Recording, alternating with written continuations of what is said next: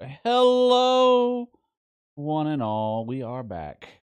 Another Monday night here at IR.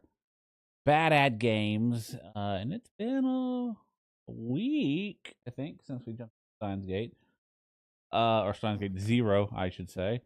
We are nearing the end. I did a little sneak peek look ahead to see about how much time we have left in this, and if we don't finish it tonight, it will definitely be finished tomorrow night. We got about 3-ish hours. Anyway, if you have been following along, then you're obviously caught up to where we're at. We have gone through all of the storylines with the exception of the bad ending. We're now on what was recommended as far as play order to be the last one, which is the Mayuri storyline. And since it has been a week, a little recap of where we're at. So the last episode, last playthrough. I'm trying to remember what happened. We had that was the one with the Maho scene at that I was fond of having, or that I was interested in seeing. Right. With the laptop and Rintaro almost confessing. I think she knew what he was going to say. That's right. Yeah. Or at least, he's like having a conversation about, he's trying to tell her. Yeah. She's like, don't tell me. Don't ever bring it up again. And she's like, shut the fuck up. I remember being like, yeah, man, what the hell? That's not helping anybody but you right now. Yep. So just swallow it.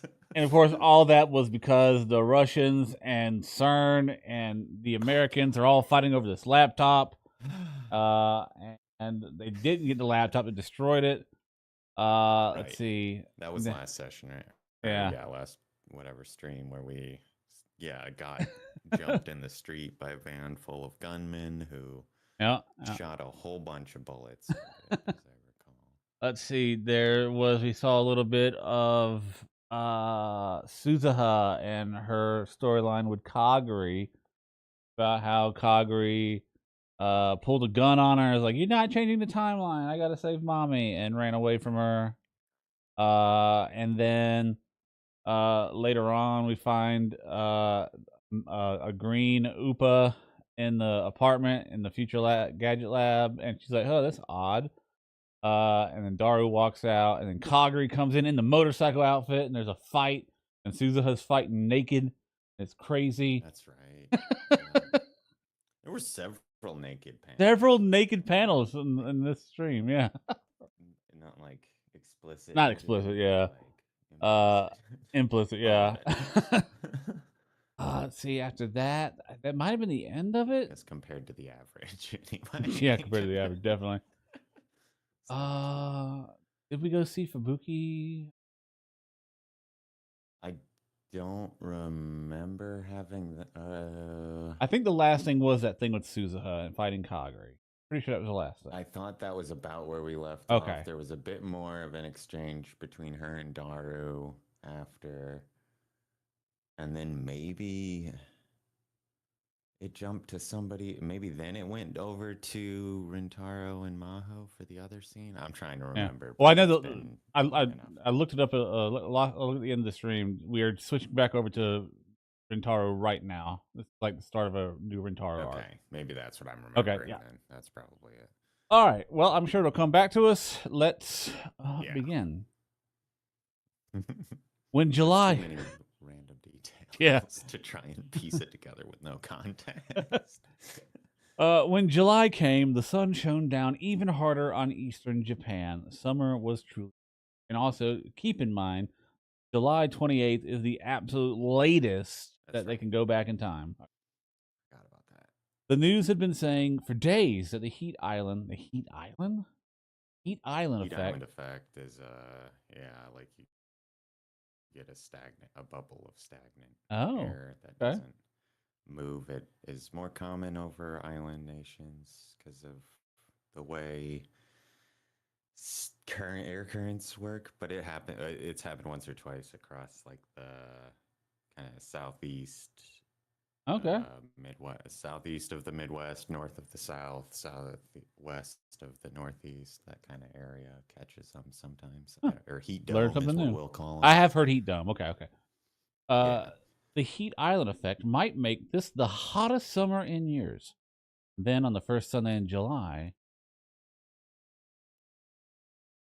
the arrivals lobby at the international terminal of Narita Airport was filled with foreigners and Japanese passengers returning home.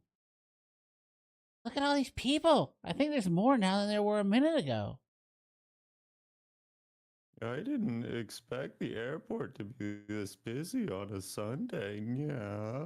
That's what? No, everybody's trying to get back home for Monday. That's when. Oh, she's not. She's out of outfit. She's in normal clothes. Well, she's got the ears. She's got the ear. No, presumably no gloves. No gloves. Don't Can't get those through TSA. Don't miss her, Mary Ferris. You know how tiny she is. The three of us were waiting for someone here, and I got a D-mail or a Ryan. I'm sorry. Sorry, I can't go today. It's fine. No problem. Really? Huh? Why? No, please tell Maho-san I said hello. Sure, got it. Counting on you. Cool. The three of us were waiting for someone here. We'd been there almost an hour. Oh, Corinne, I'm gonna have to tell tell her Mew said that. Please don't. Just a joke. No sign of her, though. Maybe it was a mistake to try and surprise her by meeting her at the airport, yeah. We should have at least asked what time she was arriving. Yeah, that would have been smart. Yeah. We hadn't told her we were coming to greet her. And so all of us knew that she was arriving at Narita on the afternoon flight. If I had known we were going to have to wait so long, I would have tried to get the arrival time out of her. I don't. You clearly not familiar with clearly mechanics. There was a stream of passengers flowing by us, but no sign of the person we were waiting for. Just as I was starting to wonder if we'd missed her because she was so small, she finally appeared. Or more precisely, I saw a giant travel suitcase rolling all by itself away from the gate. And from behind it, I heard a voice I recognized. Christ, I did not fake my passport. What is wrong with people? Every single time, no matter what country I go to, they always have to check it, and it always takes forever. Ha ha ha! I walked up to the suitcase. Honestly. Yeah. That is the kind of and gave it a pat. Yahoo-san! Huh? Maho had been leaning forward and pushing the suitcase as hard as she could. Her mouth hung open when she saw me. Wow. Been a while. Glad you were able to make it past customs. You look really pale. Okay? Of course I'm okay. Wait, never mind that. What are you doing here? You told me you were arriving this afternoon, right? So I decided to come surprise you. You did? Thanks. For some reason, her voice became really weird the moment she saw me. Was my being here really that much of a surprise? You did not warn them. Yes, you dingus. But also, oh man. Anyway, well, I told you I can get to Akihabara Station on my own and meet you there. Oh, wait, and to meet me there. Come on, you've come all this way. It's the least I could do. Also, I'm not sure you can really get to Akihabara on your own. I'm not that helpless. Miuri and Ferris came up as well. Mao-san! Do-do-do! You know, they keep saying that she's like shorter than everybody else, but apparently she's the same size as right. I feel like they're they just had They to. probably, yeah. Otherwise, she'd be Yeah. her head wouldn't come up to the bar. Yeah, you're right. That makes sense. Toot toot. Do-do-do. Meow-nyan, I missed you. As Miri grabbed Maho's hand, Ferris walked up and gave her a hug. Yuri-san, Ferris-san, it's good to see you. You came all this way to welcome me. Thank you. By the way, can you not yell Maho-nyan at the top of your lungs in a place like this? Why not? It's cute. Look around. Everybody's laughing, right? It's embarrassing. Yeah, is it? Yeah. Ferris really sticks out, after all. While we've been waiting here, all the foreigners have been pointing at her and yelling, "Cat ears! Cat ears!" Someone even asked for pictures. Yo-san. Probably would. Yeah. I'll take your luggage. Oh, thanks. Still, this was a really sudden trip, wasn't it? It was only a few days ago that I'd found out she was coming. Are you here to help Dr. Leskinen again? Well. Maho was fidgeting and glancing up at me. Are you still talking to Dr. Leskinen very often? Yeah. He's still over here doing his research, right? Sometimes he invites me out to dinner. It's a big honor. I see. That's bad. Bad? Why? Oh, nothing. Nothing you have to worry about. Sure, right, yeah. He really was acting weird. He wasn't like this when I saw her last winter. She tired from her trip? Or was seeing us here that much of a surprise? No, you're a space cadet. I'm not here to help the professor this time. I'm visiting some relatives in Okinawa. But since I'm here anyway, I decided to drop by Akihabara first. I see. Nawa, huh? For a moment, the name of that place brought back visions. After I collapsed on Christmas, I was sent to another world line where I spent a month fleeing to Okinawa. Nawa? That sounds so nice. I'd love to go there. You didn't go there on your school trip, yeah? We went to Hokkaido. I went to Hawaii, yeah. Paris. Rich kid. Wow. A foreign country. Aloha. Putting aside the girls and their talk of school trips. So, Yao-san, you're not staying in Tokyo that long? Huh? Yeah, I guess I wouldn't be. You're right. That's a weird answer. Yeah. I wouldn't be. Shit, didn't think that through. Do you have a hotel in Akihabara? Yeah. Not yet. I'm going to look for a cheap business hotel. Man, you are poor at planning. No, she's better than she's given anything. Oh yeah, I know. Yeah. Then come stay at my place. You can use the same room you used before, Nyan. What? But I really couldn't. Don't worry, Nyan, about it. I'm always happy to have you, Nyan. But I really couldn't.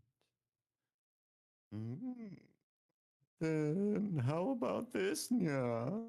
You can stay for free, but in exchange, you have to do a little bit of work at my cafe, Nya. I don't think it works that way, Ferris. I think you gotta I think it's about to. fill out an employment application. I don't know. Your cafe? May Queen, right? I mean, she runs it, right? She can Yeah. just do, it's a bunch of books or something. I'm not sure. Ferris out here committing basic fraud. You can't mean the place where the cat is. That's right, yeah. Oh, my cat, Mike. Wait, does she own that? I guess so. I don't think I realized that. It's actually, very impressive to be both the owner. That explains a lot. Yeah. To be both the owner and a maid at your own cafe. That's pretty impressive. Right. Like, I think that is just a passion project. Yeah. Clearly. Oh, my cat-eared maids are busy with komima preparations right now. Yeah. They come to me crying and asking for time off. Yeah. In other words, there's a serious shortage of cat-eared maids. Yeah. That's right. Yeah. So, how about it, Nyan? How about it, Nyan? I refuse. What? Why not? Why? You know why? I wouldn't look good in those things. You sure would. Mayushi's sure you'd look great. No objections, yeah. Okarin, you think so too, right, yeah? Yeah, I'm sure she'd get plenty of fans. That's not. Fans? I don't like being flattered. I'm not flattering you, though. Then you need to go to an optometrist to get your eyes checked. Nerd shit. Yeah. She turned all red. I did not. I think Mahonya needs to realize how attractive she is. Yeah. Yep, if Mayushi was a boy, she'd be in love. Telling you that's not true. I think you should. Probably. Oh, God. I think you should probably, I don't know how to say it, put a little more effort into your appearance, maybe. That wasn't it. If you did, I'm sure you'd look a little more. I was trying my best to sound encouraging, but just ended up sounding like a real jerk. Of course, you're dead. He was annoyed. Start up. Yeah, like that's what you say. Look, you're fine, however you want to do it, but I'm sure you could pull it off. Done. That's it. You're out. Yeah. Congratulations, you survived. Like, I'm fine as I am. My job as a scientist is my first priority. But, what if you find a guy you like? Yeah, you won't be able to show him how you feel. Yeah. I'm fine. I don't think it'll ever happen, so it doesn't worry me. She gave a sigh that was a little too deliberate. I'm sorry. The jet lag and the trip have got me a little tired. I know the feeling, yeah. Jet lag is rough, Nyan. I've got a limo ready, so you can catnap on the way, yeah. Gotta fucking get the puns in. a limo? Ferris had rented a white limo to pick up Maho. Sheesh, she really did go overboard. But thanks to that, Mayuri and I were able to enjoy its big, comfy seats on the way to Narita Airport. You can rest on my lap if you want, yeah. Or would you rather rest on Mayushi's lap, yeah? Mayushi's okay with that. I'm fine. I'm not a kid. But I can tell you're really tired. Whoops, sorry, I can't read words. My bad. But I can tell you're really. I saw Ferris move, and I just assumed. My bad. I can tell you're really tired, though. Are you that busy with work? I've got 2 projects going on. 2 projects? You're working on something else besides Amadeus? Context clues, you ass. Clearly not working on Amadeus anymore. She quickly put her hands over her mouth. It's classified information. I see. Sorry about that. It was true that American University Labs had a lot of stuff like that going on there. I'd heard there were a lot of industrial spies. If she wasn't careful about what she said, she might get fired, or worse. It was a mistake on my part to ask. Come to think of it, where's Hashida-san today? He's doing the most important job of his life right now. The most important job of his life? Darukun's on a date right now. Maho's shock was almost comical. I must really be tired. I'm hearing things. No, I can understand why you'd feel that way, but he really is on a date. What? I can't believe it. You're kidding me. That pervert? Even Maho was calling him a pervert. Daru had said he was talking to Maho a lot too, and I could just imagine what their conversations were. But actually, if Daru didn't do his best today, it would ruin the world's entire chain of causality. In that sense, Daru's date today was an event with universe-spanning implications. So obviously, we're gonna go fuck with them. Right. Quick. Intervene. About half the seats at Go Go Curry were full. It was Sunday, but it was also after 2 p.m., and so the lunchtime rush was over. Suzuha was sitting at the restaurant's far edge, a baseball cap pulled down over her face. She was hiding her face with the cap and carefully watching a couple sitting. Here you go, your Major Curry. A cheerful employee put down 2 giant silver plates, or trays, more accurately, in front of them. Suzuha could see the other customers looking at them and whispering. The couple really stood out. The man was a giant who looked like he ate Major Curry all the time, but the woman was slim, pretty, and looked very kind. The combination of huge man and slim woman was as unbalanced as the combination of pretty girl and Major Curry. The Major Curry was big. It was huge. Suzuha knew from experience.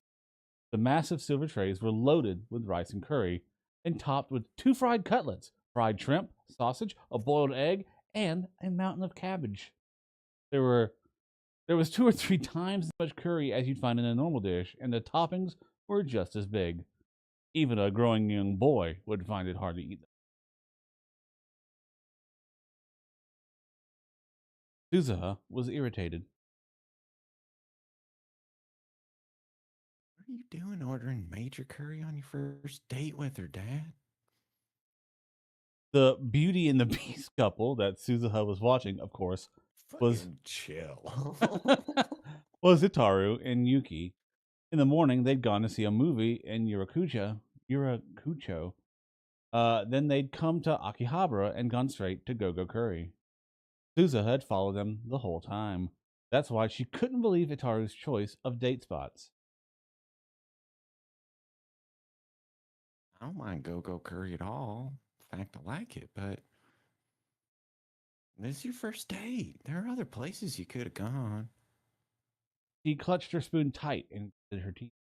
Suzuha knew next to nothing about Japanese youth culture in 2011, and even she knew it was a bad idea. Who knew what was going through Yuki's mind? Or a thought. But maybe they actually talked about this beforehand or something, you wackadoo. Oh my god. Wow. It's even more amazing than the pictures. Surprisingly, Yuki was ignoring the people around her and innocently enjoying the huge curry. I just realized you voice all of this family. Yep. It's cool. Didn't realize it, but apparently the whole Hashida clan. Yep. Oh God. All right. I'm on a sheet. If you can't eat it all, I'll finish it for you. Okay. Okay. Thank you. But I'm actually pretty good at this. Turns out Sorry, eating. Turns out she's a competitive eater. That shit, man. I'd be done. Yeah. Like, oh no. Now what do I do? Okay. Yeah. That's a surprise. He actually would always just come and look at the menu outside. I always wanted to try these. I'm glad you brought me here. I'm glad to hear that. Suzuha had evidently worried over nothing, but still, she realized that Itaru was acting strangely. Ever since he'd come out of the movie theater, he was walking and talking strangely. Instead of his usual hunched posture, he was forcing himself to stand up straight. His every movement seemed oddly forced, as if he were a broken robot, and he downed glass after glass of water. May I have some more water too? Oh, sure.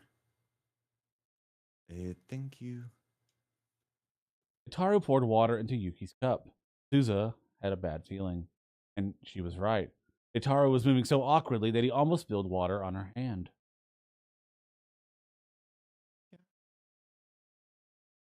Are you okay? That's a lot. My just got a little wet. Anyway, let's eat before it gets cold, okay? Girl knows what she wants. She wants some fucking food. Let's go. Like, look, dude, it's no biggie. I just wasn't expecting cold. It's fine. Let me eat. Yuki quickly wiped down the table with her handkerchief and grabbed her fork and spoon. There were stars in her eyes. Okay, let's eat.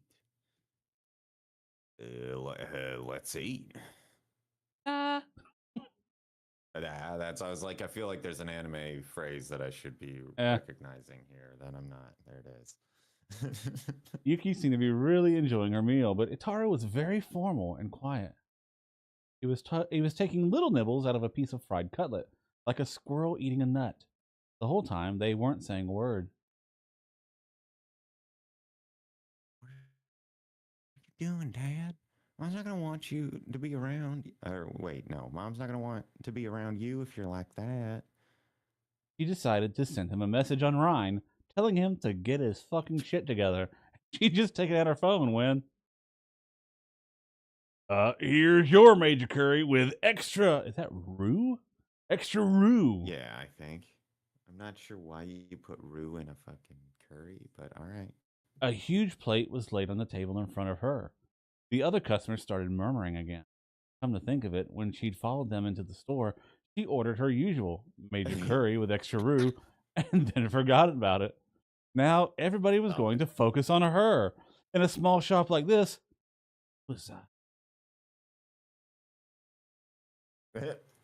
yeah, now you look like a weirdo.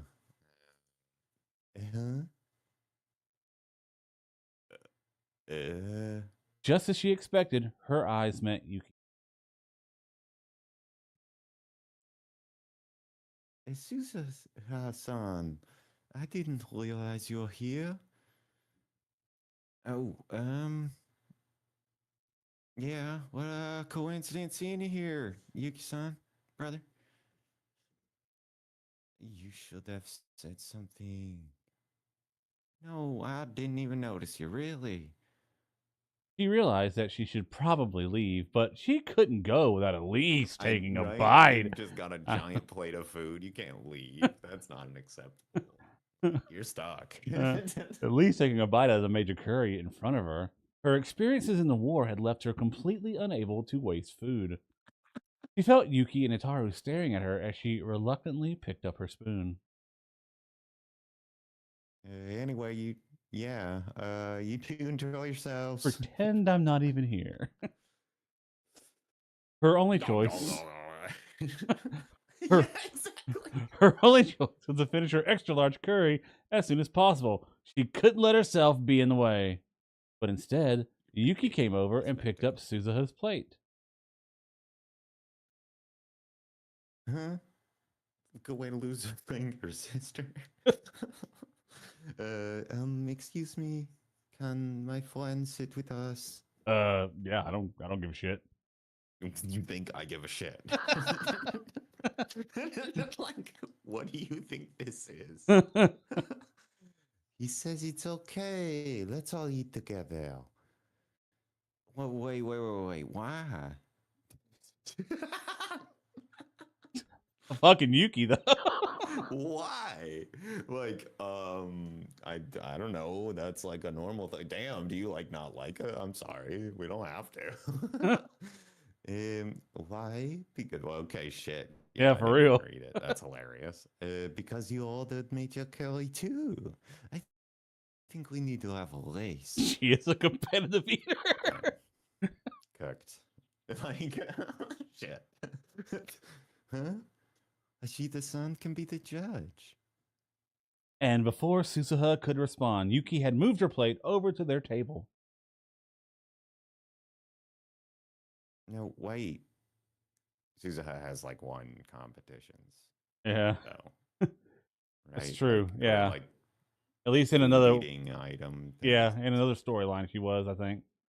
Because she came by it honest. Yeah. She had no choice but to follow. Before she sat down, she whispered in Yuki's ear. I will destroy you. You fool.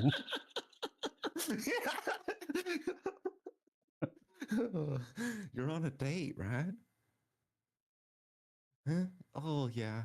I'm on a date. Very chill. It makes me blush when I say it aloud.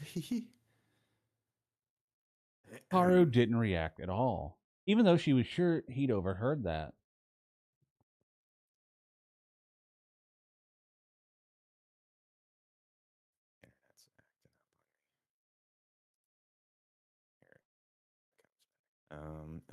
I've never been on a date, so I don't know how they work, but is it normal to have a curry speed eating contest with another girl in the middle of a date?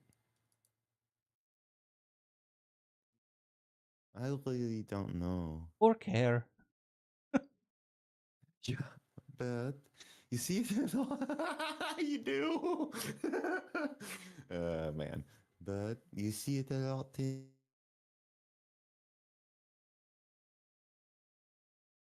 sorry.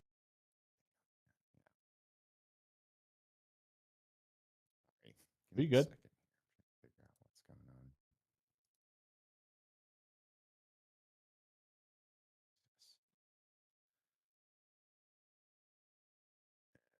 Anyway, little sister doesn't want to lose her big brother, runs up to the girlfriend and says, let's have a competition. For some reason, Yuki seemed incredibly enthused. Suzuha was overwhelmed by her energy.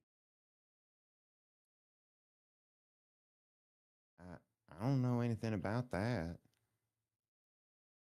Is that how it works, brother? But even when she turned to Itaru for help, he just awkwardly sat there, eating his curry like a robot. But brother? He awkwardly turned his head to face her. The rest of him stayed completely still. Did Oh God. Did you say something? What's wrong? You're acting weird. I am not acting weird. I'm not acting weird at all. Suzuha glanced back at Yuki. For the first time, Yuki looked concerned.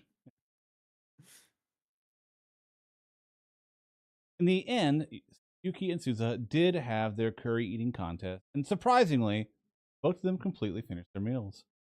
Suzuha won by a very small margin, but the battle was exciting enough that not only the other customers, but the staff as well, were applauding by the end.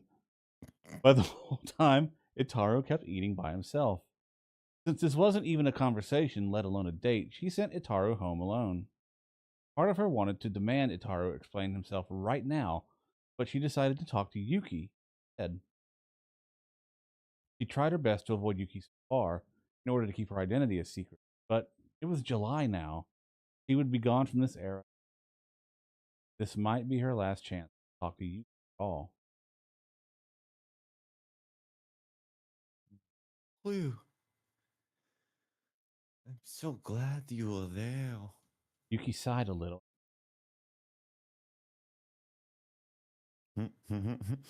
Maybe I did something to offend him?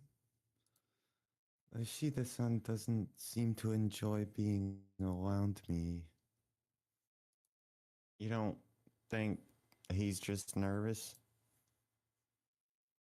But he was having fun and talking with me before the movie, you know?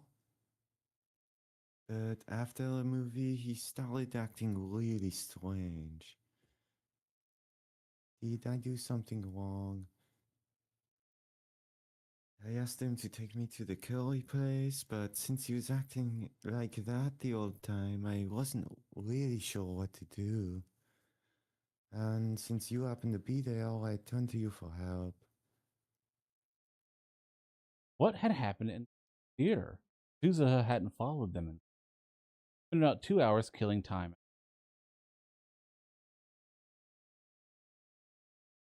Hey.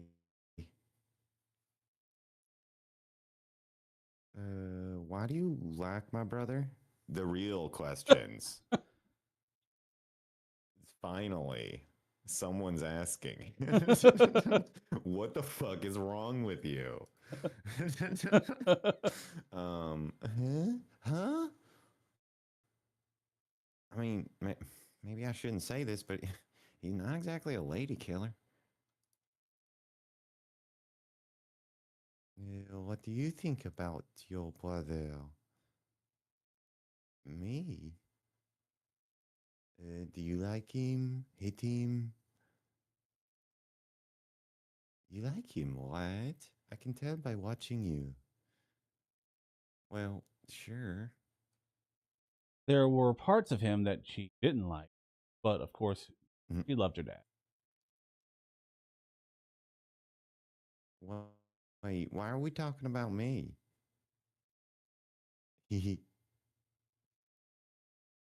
So, what about you? I still don't really know if I like him or not.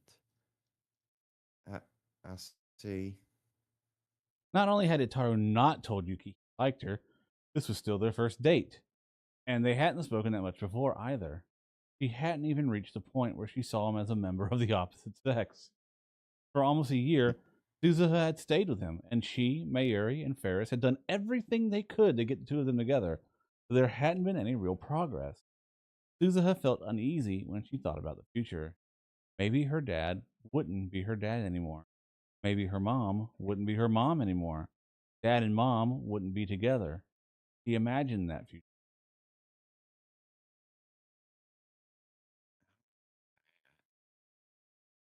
He looked straight into Yuki's eyes. I'm gonna be leaving soon. What? I'm moving someplace far away. Really? I don't think I'll be back. And I'm worried about that. Come on, Jesus. I like, even if I don't like ask a lot more questions, I'm not dating him anymore. Right. So, Yuki-san, I know this is a weird thing for me to ask. And then she bowed deeply. Please take care of Hishido Itaru.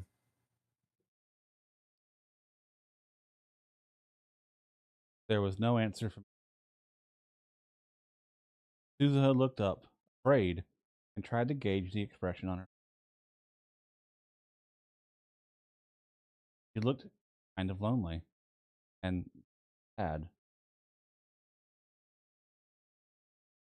I don't know what I want to do. Yuki whispered, and then Suzuha.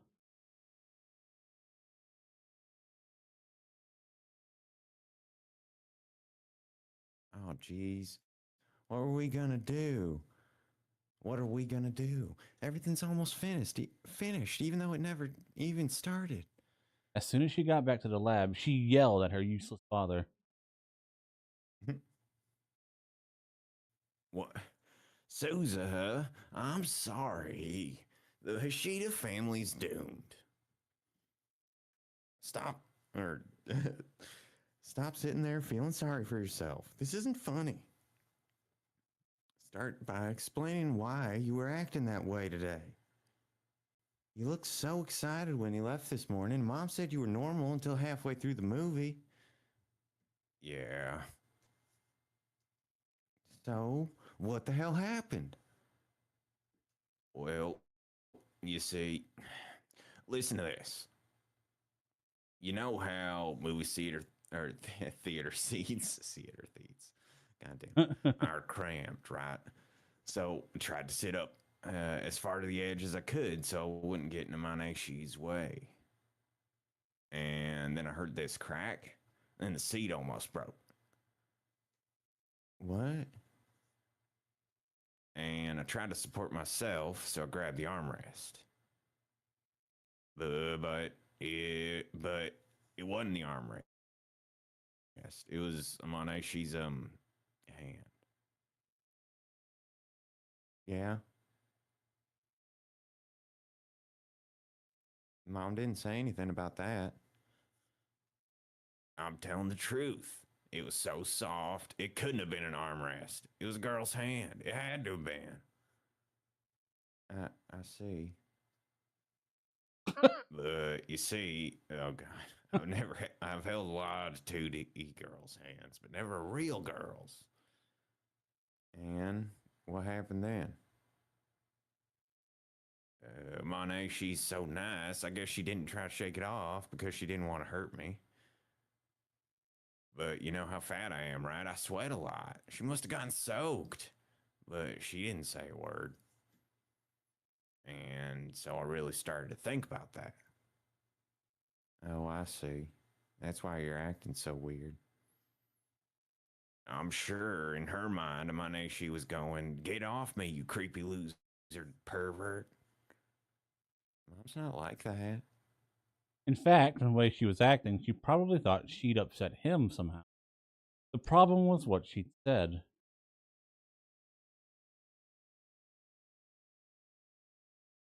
I don't know what I want to do. What did she mean by that?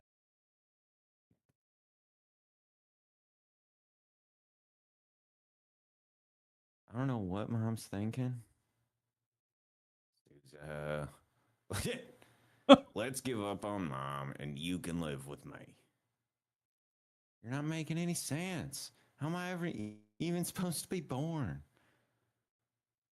But it's impossible. How come you're not even trying? Even if things look bad, you have to keep going. She grabbed her father by the collar and shook him. If you don't, He remembered how sad Yuki had looked when they said goodbye. otherwise something awful will happen. Yeah. And then she heard a car park in front of the lab. We're here, yeah. She recognized the voice coming from below the open window. Oh, is that Fairstan's voice? Suzuha let go of Itaru's collar and moved over to the window. Below, she saw a group of people she knew. Okabe As if you Rintaro. could mistake her voice for anyone else. Yeah. Shina Mayuri and Ferris Nyan Yan. And Yaho Maho, too.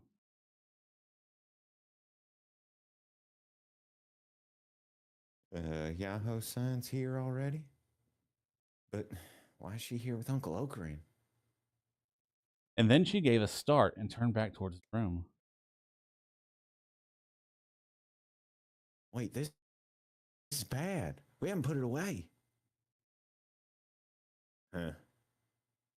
Suzuha pointed towards the desk in the development room, where the phone wave, name subject to change, Unit 02, was sitting. I feel like if you've made the second iteration, maybe the name isn't so subject to change. Right.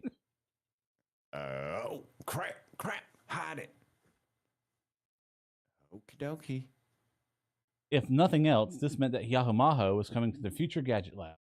Suzuha hoped that this meant the work on the phone wave, name subject to change, would get back on track. And now we're here. Vega and Altair. Maho. Oh. There was a small explosion, a room filled with smoke. Oh, there's a smoke grenade. I remember that was one of them. Oh, yeah. It's one of the devices. Go. The window. Open the window. Okie dokie. Maho crawled out into the living room. Itaro rushed to open the window, and she heard a man who was probably the building's owner yell up at them. Hey, Nashida, what was that sound? Are you making bombs up there? I'll call the cops. Sorry, microwave blew up. Itaro poked his head out and apologized to the man below. It took a minute, but the owner was finally satisfied and the argument ended. Like, do we need a radiation cleanup team? Right. Wow, that really scared me. As Utaro wiped away the sweat, she saw that his face and clothes were both covered in soot. It scared you. It shouldn't have. Maho was no different. Some of her hair had been burnt off, and the white lab coat she'd gone through all that trouble to get had turned pitch black. Explain what's going on. Where did that smoke come from? Probably the microwave. I picked it up from a dumpster, so it probably shorted out somewhere. You picked it up from where? What is wrong with you?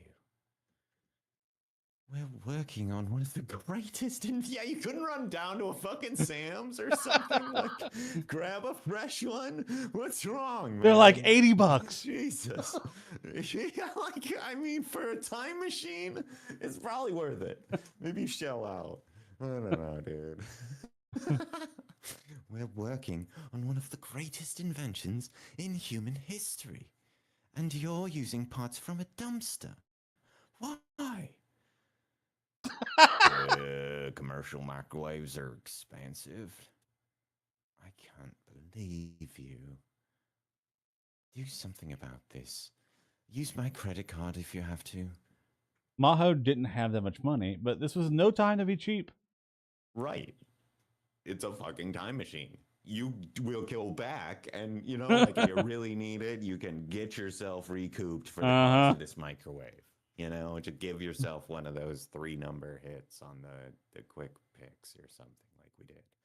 Doesn't matter. Anyway, sorry. That's a big help. Maho wiped her sweaty, soot-covered face with a towel. The white towel turned black immediately. Take this anymore. I'm turning on the air conditioner. That is not happening. If you use it at the same time as the phone wave name subject to change, it'll trip the breaker. And I told you, you can't use that air conditioner for more than an hour a day because it's so expensive. Useless. These working conditions were abysmal. Was Kurisu really able to create the time leap machine under these circumstances? Just thinking about it gave her even more respect for Kurisu.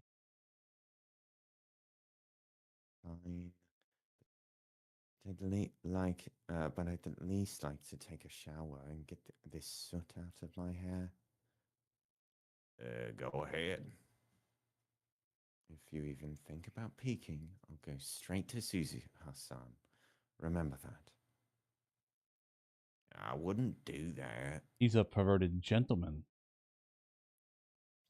For some reason, Itara responded to Maho's warning by sighing and slumping his shoulders. Actually, I don't feel up to dealing with jokes like that right now. Tara's going through some shit.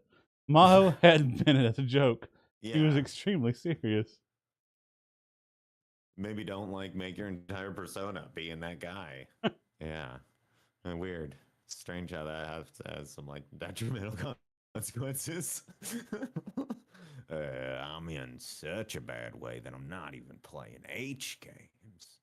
She'd heard from Suzuha that the day she arrived in Japan, Taro had screwed up bad on a date. It was true that Itaro was a lot quieter than his usual self.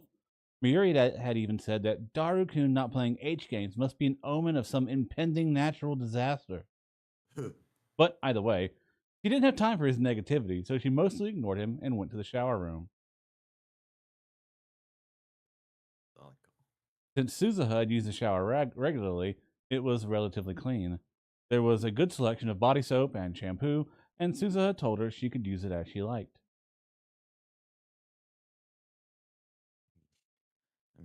I'm spending Tanabata covered in suit. Like a holiday. Tanabata. Like a... Oh, Tanabata. Okay. And just so, for continuity's sake, this was mentioned once before in the Kagari route, where she goes up to the roof to, for some reason, she knew this day was coming. It was always going to happen on Tanabata. It was just like a throwaway line. Gotcha. That day was indeed Tanabata. Actually, Maho had been secretly looking forward to this. Since she lived in America for so long, she was interested in Japan's traditional summer holiday. She was especially interested in the famous story, here we go, of Orihime and Hikoboshi, and the custom of writing down wishes and hanging them from bamboo. Since she was here, she sort of wanted to try writing down a wish, too. She didn't want to bring it up herself because she didn't want anyone thinking of her as childish, but Mayuri, Ferris, and the other girls seemed like they'd want to do something. Part of her had hoped they'd invite her too. That's why it hurt so much to be spending the hot summer afternoon in the lab with Itaru, covered in soot.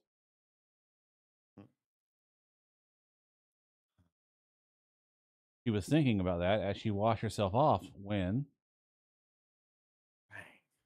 Mahotan! Mahotan! She could hear Itaru calling her from the outside. Oh, I should have instructed. Huh? What? Don't tell me you're really going to peek. It's not really... That's different. I feel like if you... I dare you to open that door even an inch. I'll cry. No, now's no time for being cute. I just got word from Mayushi. Okurin might be coming here. What? Okabe-san? Maho's mind started to race. She'd been told that Okabe rarely came to the lab anymore. In fact, after he dropped her off here on the first day, he hadn't come by even once. That's why she felt safe going in and out of the lab, but... I hid the phone wave name subject to change, but make sure he doesn't find out what we're doing. Right, I know. Wait, I shouldn't even be here. Yeah, Okurin is going to put a lot together really quick. Uh-huh. I need to get back to Ferris-san's place and hide. Why? Because I'm supposed to be in Okinawa. That's how she explained her visit to Okabe. If he found out she was working on the phone wave... Be, huh? Yeah, right, would be. If she found out she was working the phone wave named TBD, with Itaru, there would be trouble. that's right. Okay, hurry up and come out. I can't. Not with you standing there. Well, you can shit in one hand and... Yeah. Oh, that's right. After she was sure Ataru was gone, she quickly washed the bubbles from her body soap off her body. Her long hair still wasn't dry, but there wasn't time for that. She wiped herself off with the towel and was about to leave the shower room when she heard the door open. Hey, Daru. He was here already? She quickly shut the door to the shower room again, but then she looked down and saw that she was naked. Her clothes were lying on the floor past the door. There was no way she could get them without Okabe seeing her. Her only choice was to stay hidden, completely undressed, and wait for him to leave. Why would you? Who takes their clothes off outside of the bathroom and goes in to the bathroom? That's wild. But this is really kind of nerve-wracking. On the shift perspective? Yeah, here we go. Yeah. Hey, Daru. Daru greeted me as I came inside the lab. He seemed to be in kind of a hurry. Ocarin, I don't see you coming by yourself very often anymore. The room kind of smelled like smoke. And someone must have been using the shower room because the smoky smell was mixed with the scent of soap. But whoever it was, it definitely wasn't Daru. His face and clothes were blackened with soot. Thought it might be Suzuha, but the lights in the shower room were turned off. What were you doing? Dude, you're black with soot.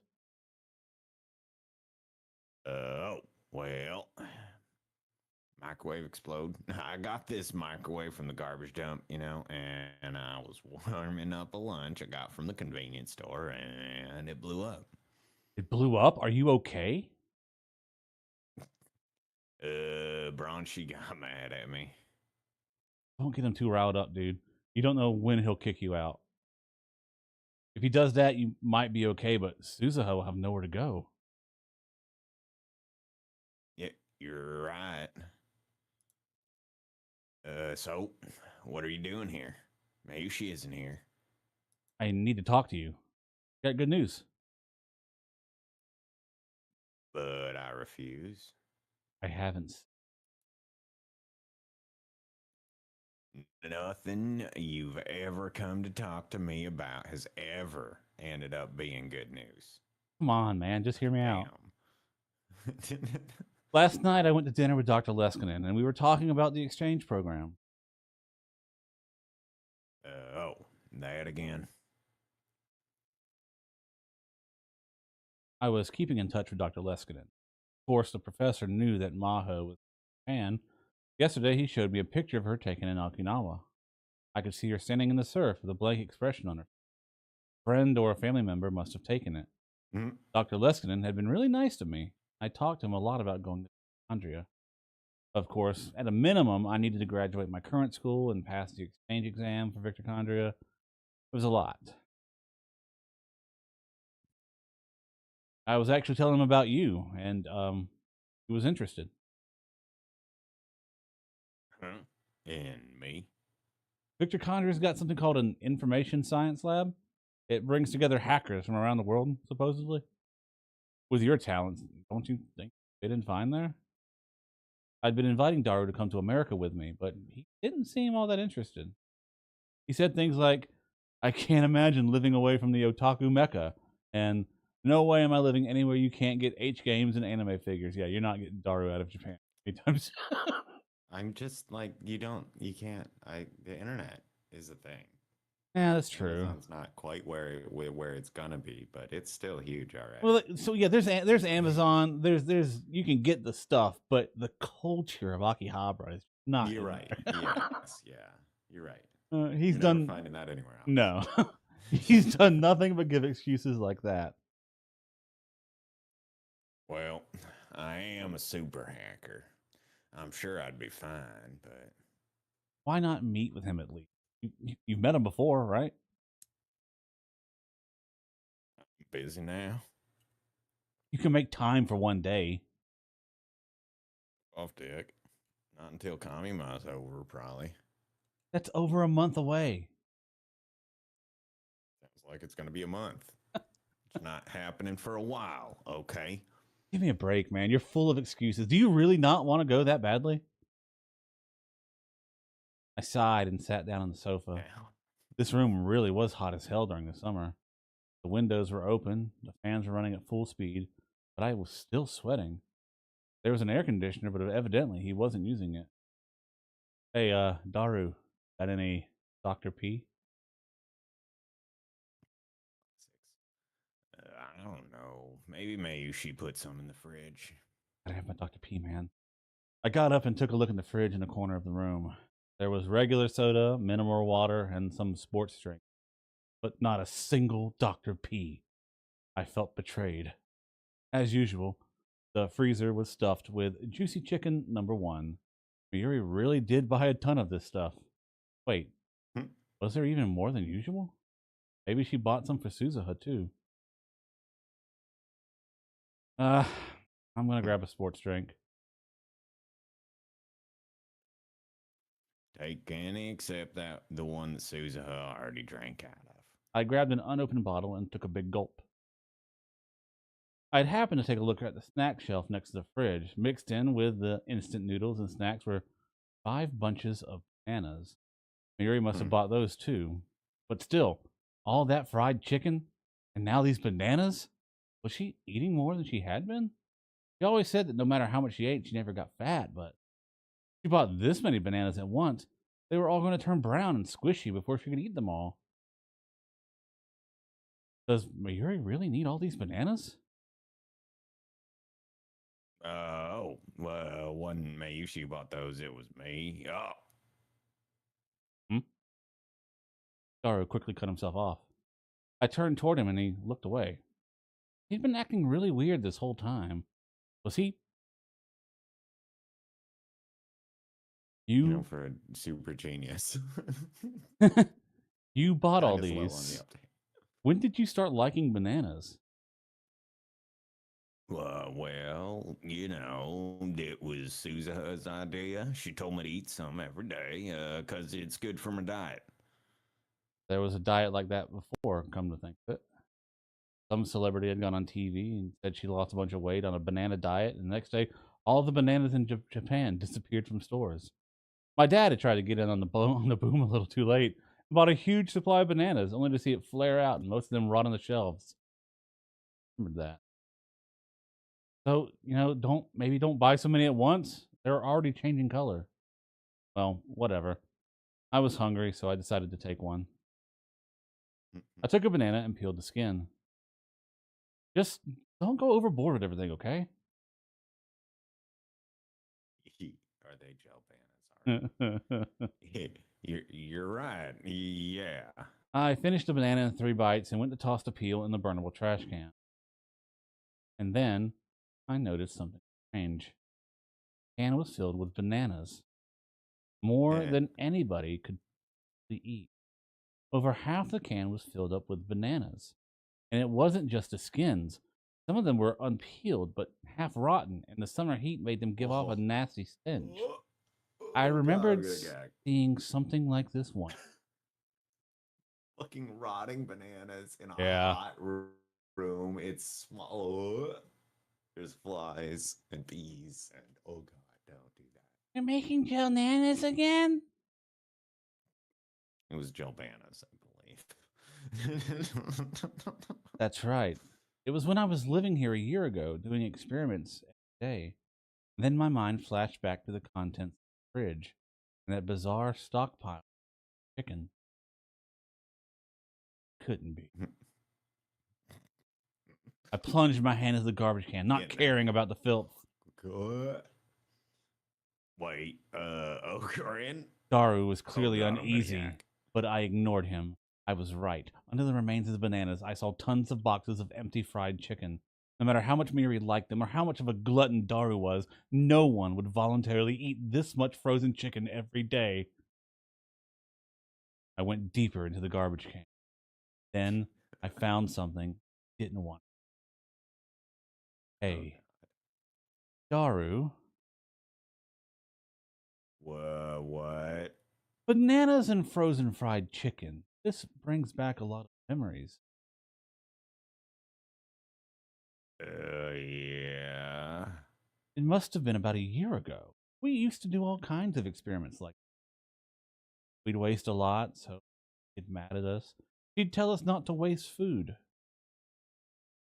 That's right. So we ended up having to eat the bananas that we warmed in the microwave. Get rid of them.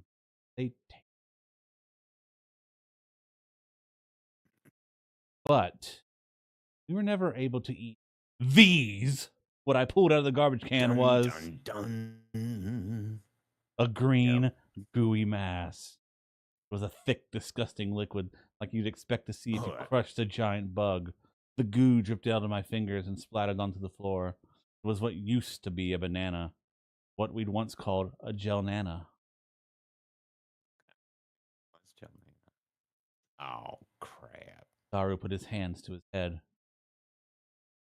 But then he evidently gave up on hiding it. I didn't expect you to find out this easily. Thought I could hide it for a little longer. I was actually going to tell you soon, because I need your help. Daru tossed me the... Evidently, he'd already used it, covered in black. I wiped the gelnana off my hands with it. Wait, where did that towel come from? I don't know.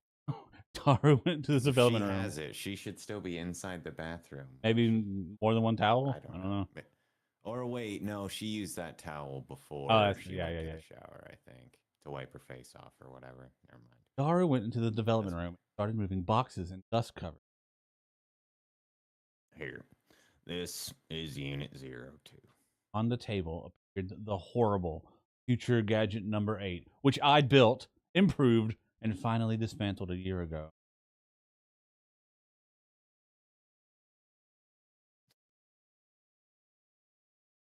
I wasn't sure if I should call it Unit 2 or Version 2. I don't care about the name. Are you serious? I can't believe you're saying that. We used to have a round table meeting and have a lot of fun picking names for the future gadgets. That's all just part of my dark past, Daru. Really? Daru was looking at the dust-covered future gadgets that were sitting on the shelf in the development room. There was something like fondness in his gaze. Why the hell was he acting like this? Did he think of that nightmare as some kind of happy, youthful memory? I was about to tell him to go screw himself, but held it in. Did you forget what I told you? This thing is dangerous. It is not something we should have. But I need to make a time machine in the future, you know?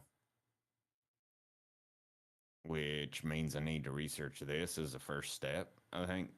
Daru! Whoa. I gave up on trying to hold it back. I got up in his face and yelled at him.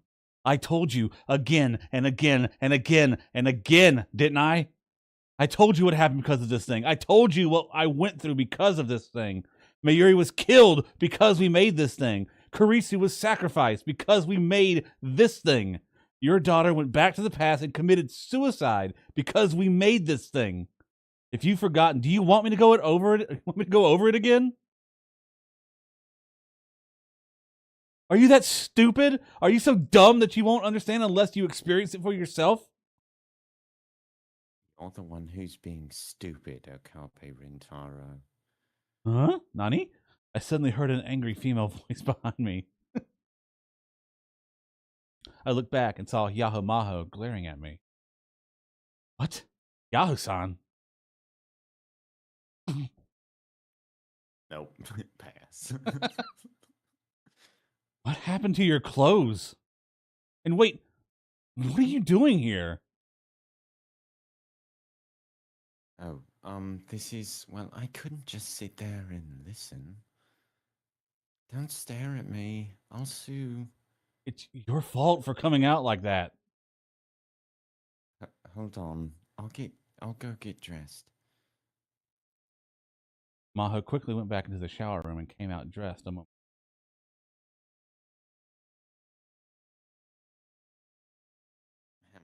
Excuse me. Sorry about that. You've been hiding here since I first arrived. Well, yeah. What? Who cares about me? Did you fake that picture of you in Okinawa that you sent to Yes. Dr. Leskinen? Both the professor and I were completely taken in by that picture of her standing on that Okinawan beach. But it seemed we'd both been tricked. It was well made enough that Daru must have been involved. So you didn't come to Japan to visit Okinawa. Really want it to just be like a very shitty Photoshop. Yeah. Like poorly snipped. Very bad. Not sized properly. Just like obviously pasted directly. Yes, that's right. I came for that microwave with the stupid name. What was it again? Phone wave name subject to change? I told you what happened because of the D-mails, too. Are you going to repeat that? No. How? If you send a D-mail, Echelon will pick it up, and the world line will go back from beta to alpha. And then Mayuri will die again. I won't be able to save her no matter what I do. She'll keep dying for all eternity. And then I had a terrifying thought and stared directly into Maho's eyes. No way. She, of all people, couldn't possibly. I trusted Maho completely. I didn't want to believe she was capable of it. But the terrible machine that I just confronted had drained me of any kind of rationality. A flashback felt like it was going to hit me at any second. Images of Kurisu and Mayuri's death were flashing through my mind. And so I said something I never should have said. You aren't trying to bring back the Alpha World line, are you?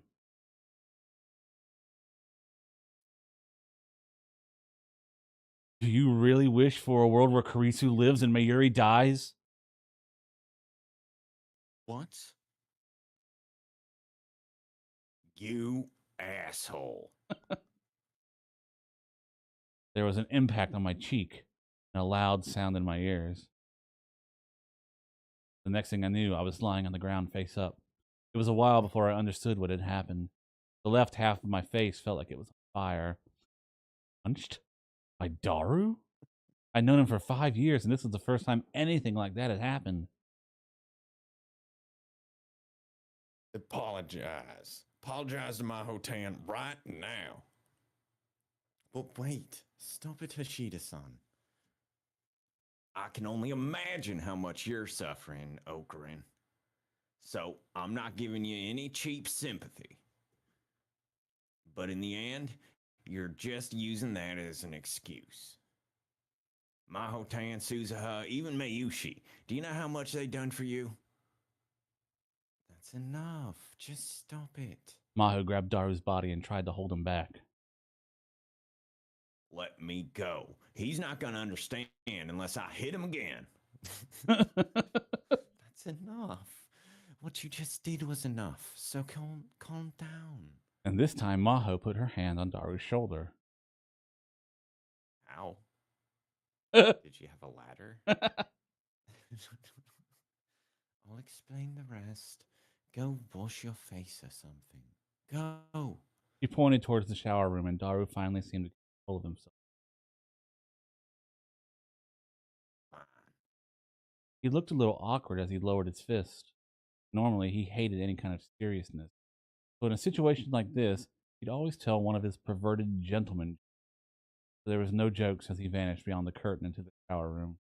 A moment later, I could hear the sound of water.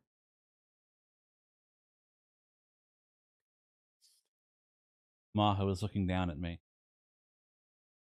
This is your fault for being weird. You're right. I'm sorry. I didn't mean it. You're not like that. Come on. Can you stand up? I grabbed her hand and I'd taken a solid hit when I wasn't expecting it, so my head was still a little dizzy. It will put you out. I'd really hurt. When someone gentle like him just loses it, they get Also, don't pick fights with people who have at least 100 pounds on you. Right. You fucking dildo. Like, that's right. And when someone gets mad for someone else's sake, not their own, I think that's wonderful. This has changed my opinion of him a little bit. Maho seemed a bit happy as she looked toward the shower room. A little bit? Because he's always sexually harassing me. Maybe he's fallen in love with you. Kids do that all the time, you know? Tease a girl they like. He's a kid at heart. You've got to be kidding me. Do you want Suzuha to be my daughter? That would be bad. I chuckled a bit, but quickly stopped and turned to face Maho. The difference between our heights was so great that I was looking down on her. You want my subjective opinion? This world exists because of Mayuri is safe because of live and be happy. I have to. You're a scientist. You're a lot smarter than I am. You can understand, right? You understand the laws of the universe? Yeah. Maho quietly nodded. You could call it God, I guess, if you wanted to. Stupid's for humans to challenge God, right? But I tried anyway, and then I tried a dozen times more, and then I tried 100 times more after that, and I failed every time. It's all useless. Never forgives human arrogance. You're right. Maho was looking out the window. It was as if she was thinking back to her homeland. Once a popular guy back home, and among the people of Okinawa. And then those wonderful beliefs from my parents and grandparents too. I'm a scientist, but I would never mess with God. But then Maho shook her head a little and looked up at me with a piercing gaze. The God you're talking about, that's completely different. Her words were sharp, with no room for disagreement. The laws of the universe, those are just equations that define the world. The wonderful being called God has nothing to do with them, and there's no reason we can't solve them. I was about to respond, but before I could, Maho went inside the development room. I had no choice but to follow her. Wasn't expecting a religious Maho. Yeah.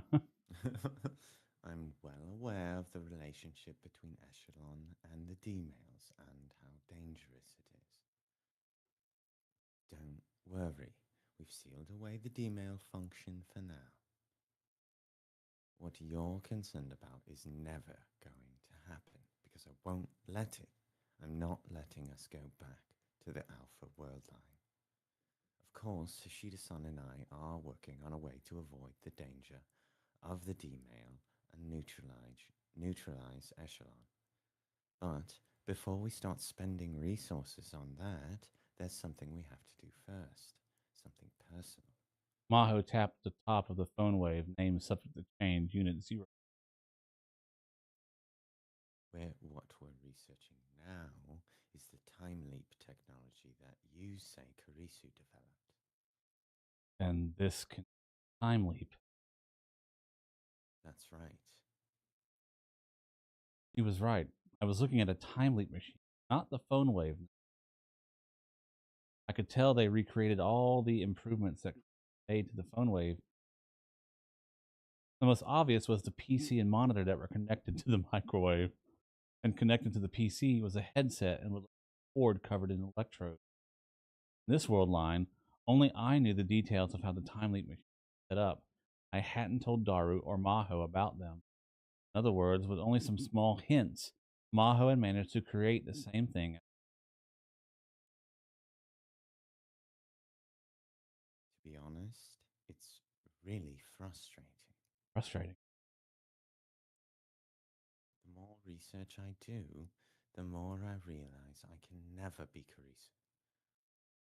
I can get as far as digitizing the memory data and transferring it to a cell phone along with the retrieval signals, but I still can't clear the biggest hurdle, even though Kurisu could.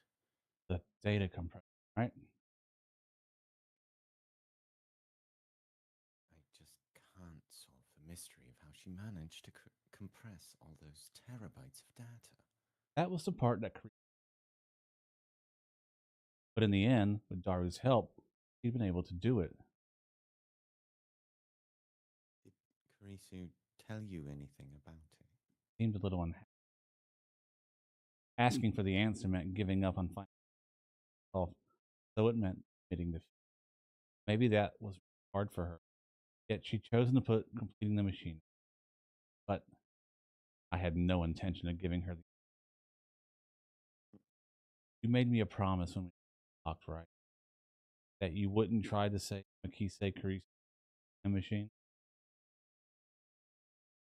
That's right. Do you still intend to keep? If you don't, I can't help you. Maho didn't answer. But without even looking at her face, I could tell she was being torn apart. Of course I do. I promised you after all. After a long pause, she gave her answer. I couldn't help but laugh. You're a terrible liar.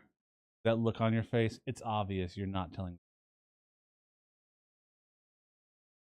Done talking. Then I left the development room. I looked towards the shower room, but I could still hear the water from within.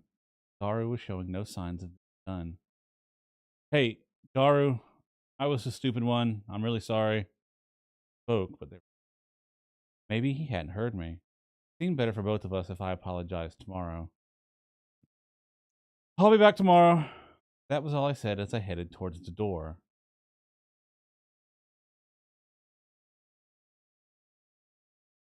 Kabe-san. Maho followed me. She came up to me so fast she almost slammed into me. You think Steins Gate exists? Do you think there's really another world line in the gap between the Alpha and Beta ones, where Mayuri survives and Kurisu doesn't have to die? Want to know what happened when I tried to reach it, Suzuha? In the end, I couldn't beat. Steins Gate is just a stupid delusion. Are you really sure, though? You haven't proven that it doesn't exist, you know. That's just a devil's proof, though, isn't it? Nobody can prove a negative. That's right. You haven't proven whether it exists or not. You've given up after one failure. Maho was hard. I can't believe you. What? I almost went out of control and grabbed her by the shoulder, but I managed to stop myself at the last. Told you before, right? I've tried dozens, no, hundreds of times before that, and it was just one try. And remember what I said? That's not because of the laws of God, whatever they may be. The world lines, the time machine, Steins Gate, they're all part of the equation that make up the world. You failed dozens of times or hundreds of times. So what? That happens all the time in science. If you fail that many times, then you try 1,000 times, or 1,000,000, or 1,000,000,000. And then you're certain to find the answer. You don't know anything. You haven't experienced it. That's the only reason why you can say something so irresponsible. No, I've experienced all that more times than I can count. Failures, setbacks, regret, and the pain that comes with them. And all because of the genius named Makise Kurisu. Equations don't have feelings. What is that? What? I guess he's saying that it hurts him too much to keep doing it. Yeah, I guess that's fair. Yeah, okay, I see what you mean.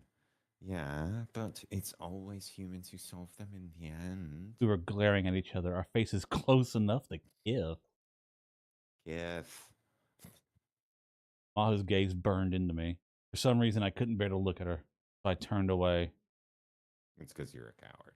I turned around without saying a word and tried to head out the door, but she grabbed the hem of my shirt and stopped me. Didn't expect that. Do you need something else? I turned around, annoyed. A moment ago, her expression had been so fierce, but now she simply wore a sad smile. It was so different that for a moment I thought I'd shifted between world lines. Huh? Maho whispered to me. You're a terrible liar, too. Was I lying? I put my hands up to my face, trying to figure out what she meant. But that didn't tell me what kind of look I had in my face, of course. So I simply stood there, confused. What do you mean? I'm not lying. Peter-san told me something. He said that a year ago, he couldn't even bring up the time machine with you. And Steins Gate was out of the question entirely. You didn't even want to hear the words. What are you talking about? But it's different now. The look on your face is the same one I used to have all the time. I'd lost Kurisu during the experimental trials. I'd lost to her with my papers. I'd lost to her in terms of fame. I was so depressed I was ready to give up. But in the end, I'd always look at myself in the mirror and yell. Maho pointed to her own heart with her. If you give up on trying, it's over, and then you'll never win. Then she pointed at my lip. Your face is the same as mine was. And at the very, very bottom of your heart, you're still ready to take revenge. You're ready to take revenge on Steins Gate for making you into this pathetic person.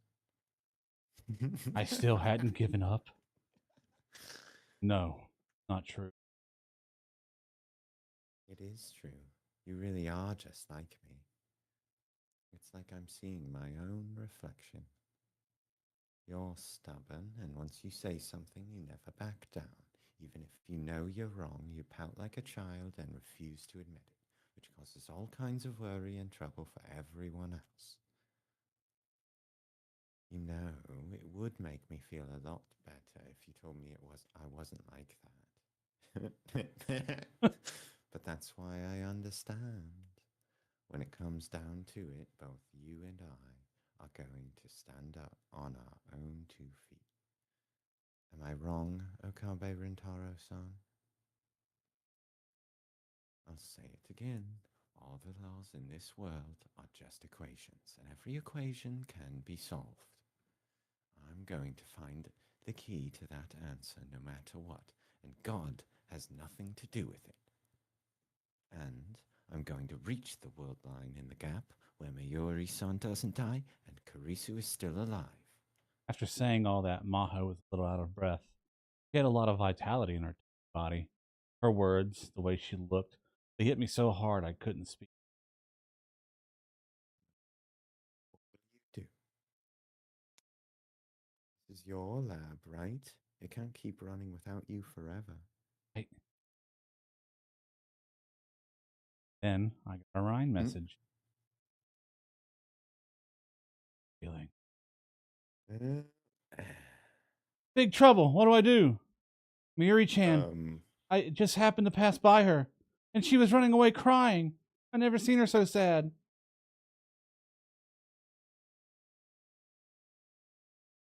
I could tell that something bad was going on. When she saw my shock, Maho looked over at the phone too. Not cool. She was crying. What happened? I don't know. I just happened to run into her, and so I said hi, and she was crying. I was really surprised, but when I asked her what was going on, she was really upset. She said it was her fault Kurisu-san had died, and that's why you were suffering. She said she should have died instead. And then she ran away. I ran after her, but I lost her. What do I do, Okabe-san? What do I do? Ooh, boy. I looked at Maho. Hear that? Oh my God, she's outside while the conversation is going on. Bonkers. I had to bite my tongue the whole time. Bonkers. Okay. Well, you guys suck at this. Come to think of it. Daru had come out of the shower room at some point and was standing right behind me. It was Mayushi who told me you were coming to the lab. She said she was coming here too. then that meant there was a good bum. chance she did. Oh, no. I felt like my knees are going to give out. Miuri You gotta existed. fuck this whole timeline up. Miuri existed in this world line because of Karisu's sacrifice. And that was the one thing that Mayuri could never find out. Me, Daru, Suzuha, Ferris, Maho, everyone who knew the truth had kept it from her. I needed to find her. I needed to find Mayuri. I couldn't let her be alone right now. Damn it! I ran out of the lab.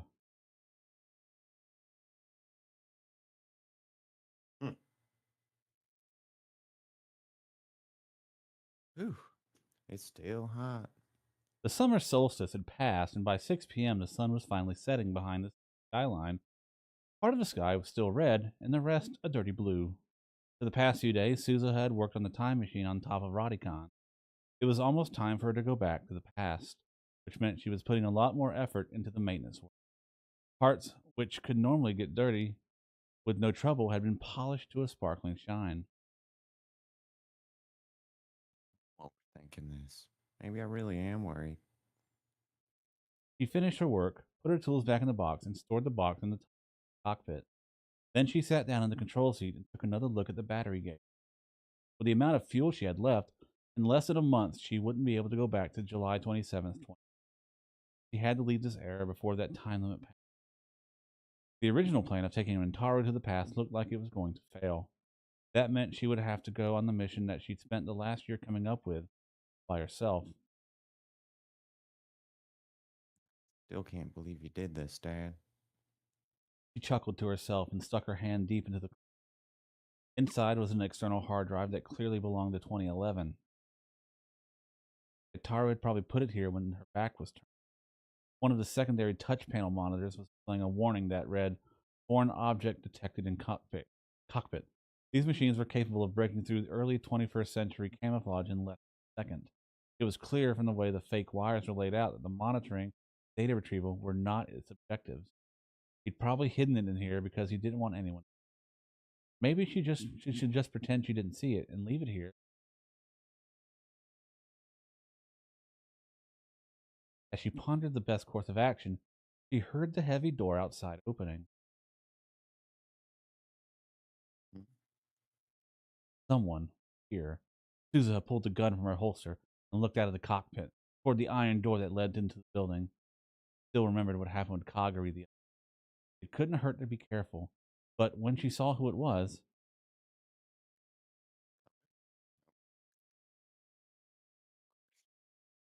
Big sis Mayu. I almost never see you here. put her gun away and jumped out of the cockpit to welcome her.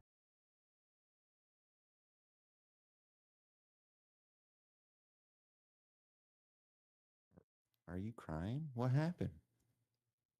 Suzuha had no idea why the always smiling Mayuri would be crying. Why didn't anybody tell me? Huh? Didn't anybody tell me you see the truth about her and this person named Korean? She almost spoke, but quickly cut herself off.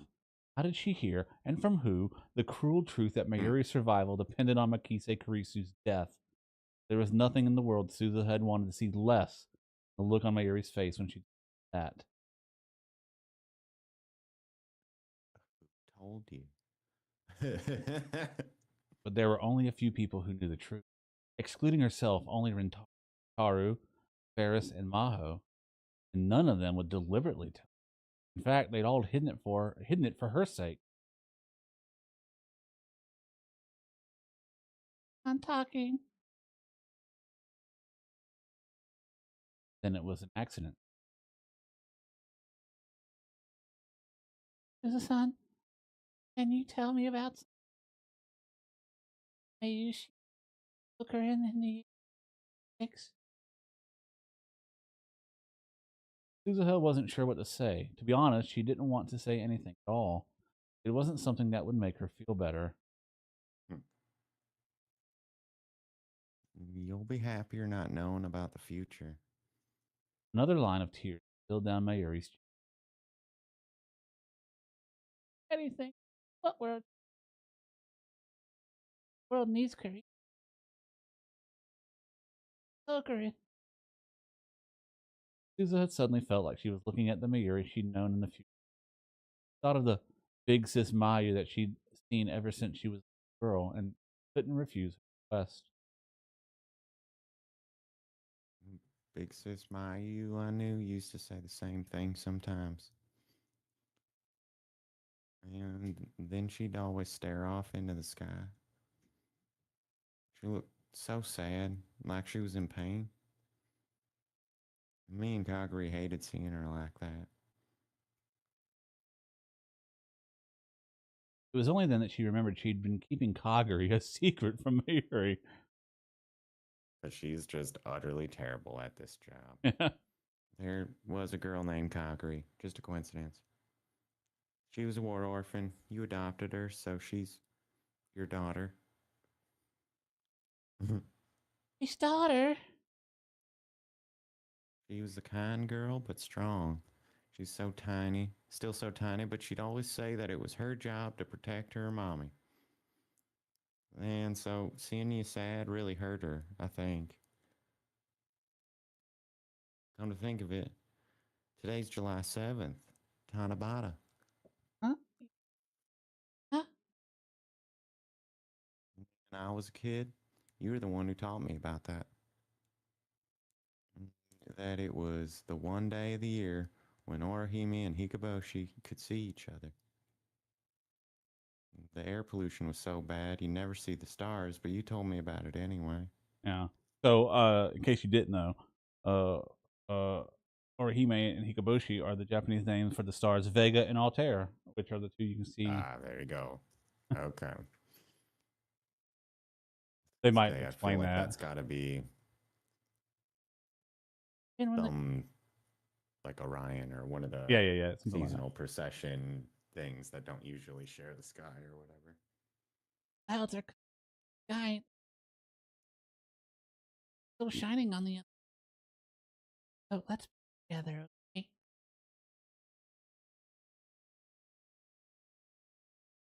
Well, I guess technically it's not it's not the Japanese name for them. They're a Japanese folk story about a male and female, like two lovers, or Hime Oshi. Anyway, I feel like that's vaguely those names are vaguely familiar to me. Orihime is also a character from Bleach. yeah. So that might be what I'm thinking of. But anyway, but yeah, no, that anyway, I'm now looking up the stars because I want to figure out what the constellation or like what part of the of which constellations we'd know them as, if any. I'm sorry. Good. Oh, the words you said gave me and Kaguri hope. That's the one thing I want you to know. If nothing else, both she and I needed you. And Uncle Okarin really cared about you until he died. Your happiness was the one thing he thought about. Till he died? You're hitting me with a lot of shit right now. This is like the worst fucking day. Oh, shit. Maybe that was another cruel truth for her. Yeah, maybe. But Suza had decided that she would hold nothing back now. That's right. Uncle Okarin only lives for another 15 years. What? He dies protecting you. Oh. Jesus Christ. I cannot do that to people. Later, Dad told me Uncle Okarin's last words. No! No! I'm really glad I was able to save Mayuri. How do you live with that? How do you deal with that? Oh, unacceptable. The whole reason I'm alive is to protect Mayuri. No. Yeah. Mayuri put no. both her hands over her mouth.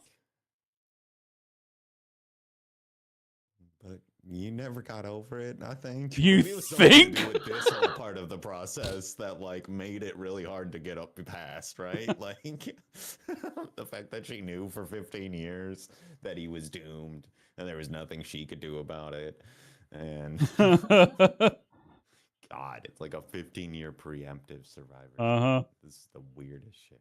Anyway, when we couldn't see you, you'd look up into the Tanabata sky and whisper to yourself.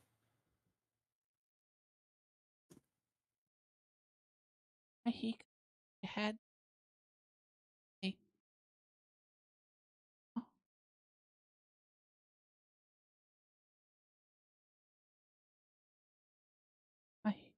Hikoboshi.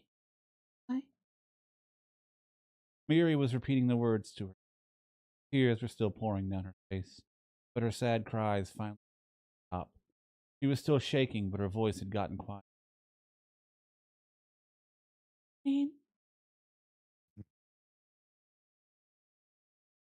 I'm sorry. I think I know now. A year ago, I was really angry at Uncle Okran. The chance was right in front of him, so why did he give up?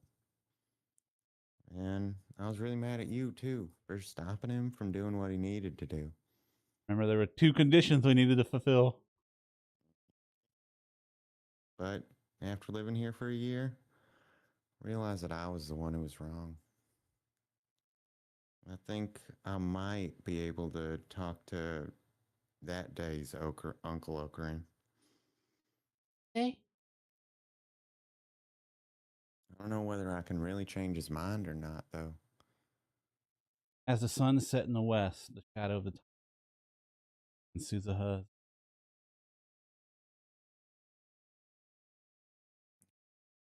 Only have one shot left.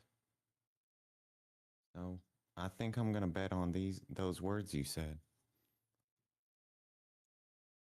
I'm not going back to the day when Kisei Kurisu was killed. I'm going back to the day you spoke of. And I'll see if I can grant your wish.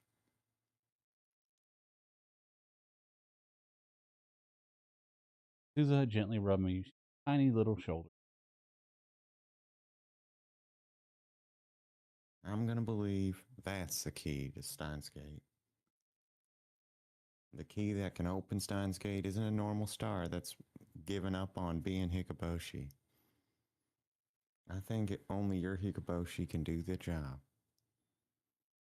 So basically, my new mission plan is to bring Hikoboshi back to life.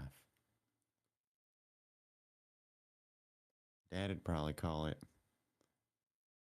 Operation Altair, or maybe Operation Vega. Or maybe since it's bringing Altair and Vega together, it'd be Operation Deneb. I guess I'm not good at coming up with names like he is. Miri tried to draw herself up as best as she could on wobbling legs. Hey, Suzuha-san. That operation. Let Mayushi do it. Suzuha stared at the girl, unable to believe what she just.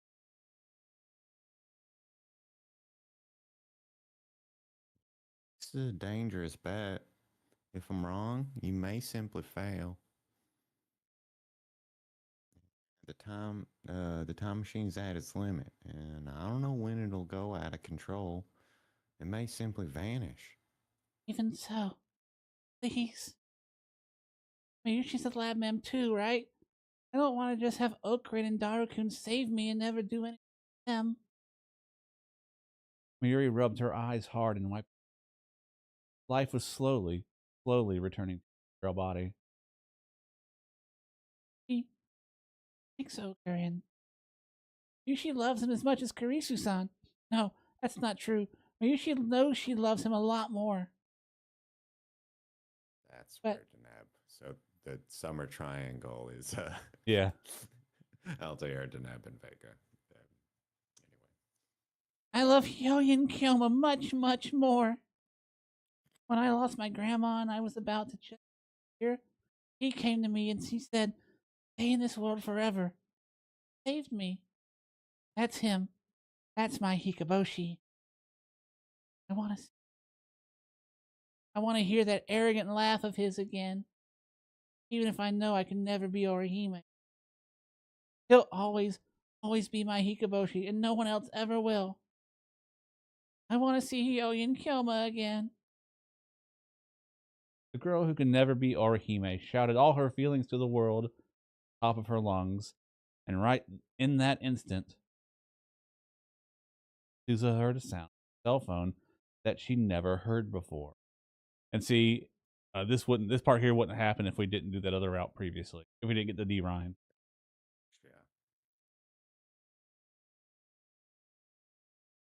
Yeah. What's this? It was the sound of a video message. When she saw the sender and subject line, Suzuha gasped.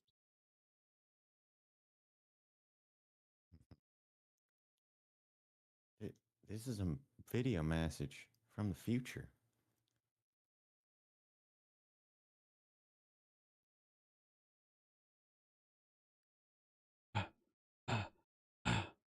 I stuck my hand against the wall of the Brawn 2 workshop to catch my breath. There was no sign of Mayuri.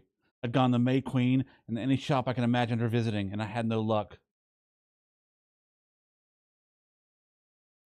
Okabe-san. Maho came back. She was out of breath, too. Did you find her?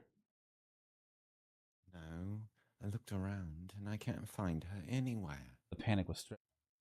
Oh, where did you go, Mayuri? Up in here. Daru, did you find her? I asked Daru to stay behind and call all of her friends and people she knew. Okarin, the thing is... What's wrong? Phone's not picking up. I called Mayuri a bunch of times too, but it looks like her phone's has been turned. That's not it. It's not just Mayushi. I can't get a hold of anyone. Actually, my phone's had 0 bars this whole time. What? I got my own phone. It's not getting service either. Me neither. The lab had never suffered from bad signal before. We went up to the roof and even tried holding our phones up to the sky, but the result was the same. It doesn't work on the roof either. I can't even get any signal, even outside. Daru looked for news on the internet. Thankfully, the internet connection was active. I was going to say, hey, there's breaking news. There was an article on the top page of Taboo talking about a large-scale cell phone service outage. Wait, what is this? All cell towers in Akihabara for all carriers have stopped working? All carriers? Is that possible? I mean, yes. It didn't seem possible to me.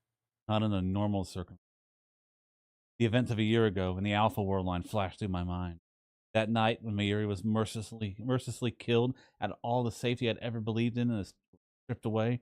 That night when all the pain began started with a bomb threat at Akihabara Station that had shut down the train station.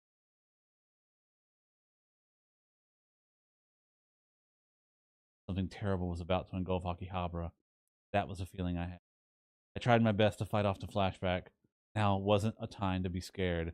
I needed to find Mayuri. I couldn't leave her alone out there. I gritted my teeth to fight off all the trauma I was carrying and raised my head. Daru, the internet's still working, right? Oh, yeah. I'm talking to Lukashi and Amaneshi on Ryan right now. Okay. And they should be willing to help look for Mayuri. I'm going to go look around again. Hold it. There's another thing that's bothering me. I went to 4chan to look for information on the outage, and somebody's cracked the occult board. The ones doing the cracking is, well, look. Daru brought up 4chan page on a screen for me to see. I wondered why it could possibly matter, but decided to take a look anyway. Attention Salieri's neighbor. Attention Salieri's neighbor. Attention Salieri's neighbor. What? Salieri's neighbor? That was the nickname I used to make contact with Curry Gohan and Kamehameha. That's what you get. You can't start a fight with somebody and then just check out for months on it. This is what happens. What's going on? I decided to leave the explanation for later and clicked on the thread. It was all comments by a single person. Oh, we're back at that again. Weird. Oh. Did it break? No, I just think whatever scene this is, it's not showing. Oh no. Huh. Okay. Well, we just gotta go with the blackness. There you go, Hanan and Kamehameha. The first comment had gone up an hour ago. After that, it was just an endless string of meaningless numbers and letters. What's this supposed to mean?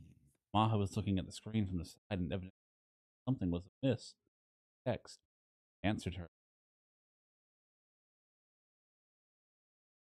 What? This is Amadeus Kurisu. Something happened to Kurisu. It was some kind of message. She was trying to contact me with the secret to controlling time. Isn't that the time machine? Information about the time machine is leaked to someone? Wait, how does Amadeus know about the time machine? Did you tell her, Ocarine?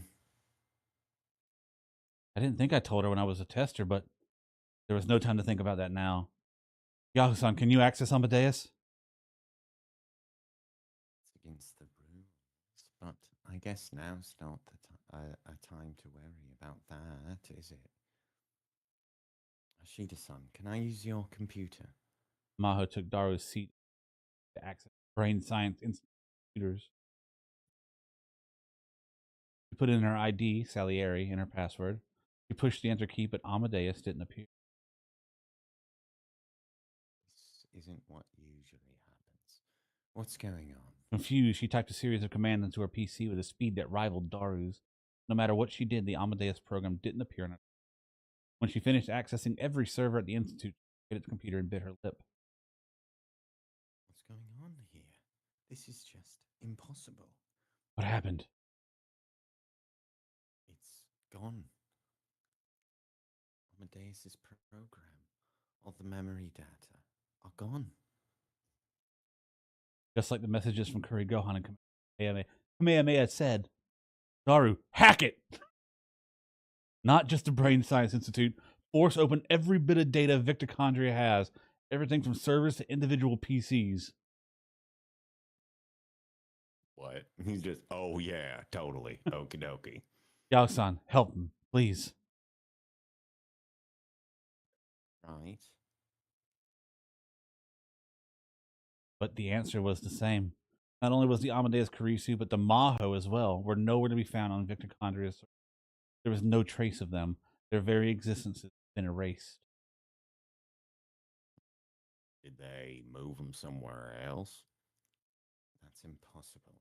The only person with that level of administrator privilege for the Amadeus system is Dr. Leskinen. He's been such a nice guy this whole time. Mm-hmm. My mind flashed back to the message from Curry Gohan and Kamehameha. Go for some reason. It's a blank to me. Weird. Who was the Our Father in Heaven whom Kurisu had spoke of? If Amadeus considered anyone a father, it would be...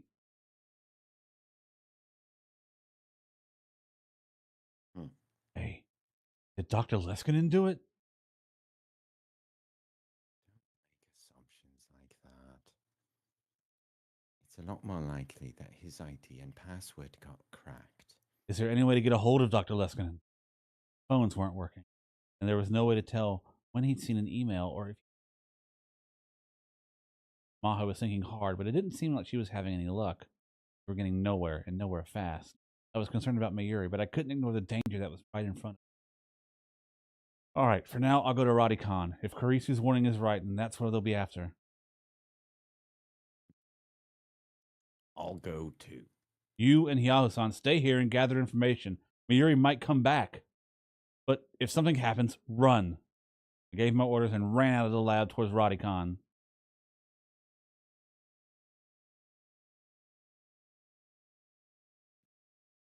Getting back to that commanding state of mind. Suzuha hit the play button on her smartphone's video display. The video was heavily compressed and covered in static, but she recognized the person that appeared. A face she'd known her whole life. A face that had been with her both in her past and her present.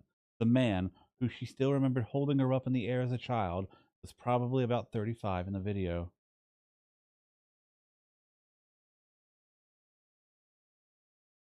Hey, Suzuha, how you doing? It's Daddy, and the year's 2025. Really sorry to dump all this on you. Really, forgive me, please. If you're seeing this video message, it means you and Mayushi have found another path to Steins Gate. In other words, the plan's moved to the next phase. You might be angry, wondering why I didn't tell you all this from the start. But one that I didn't want to, is that I couldn't. In the world line you'd originally set out from, I never planned the operation that I'm about to describe. You probably already noticed, but the choice you and Mayushi just made has changed the world line a little. In other words, I'm a different Hishida Itaru than the one in your world line. But Suzuha, please, don't get the wrong idea. No matter what world line I'm in, I love my daughter. By the way, which daddy's more handsome?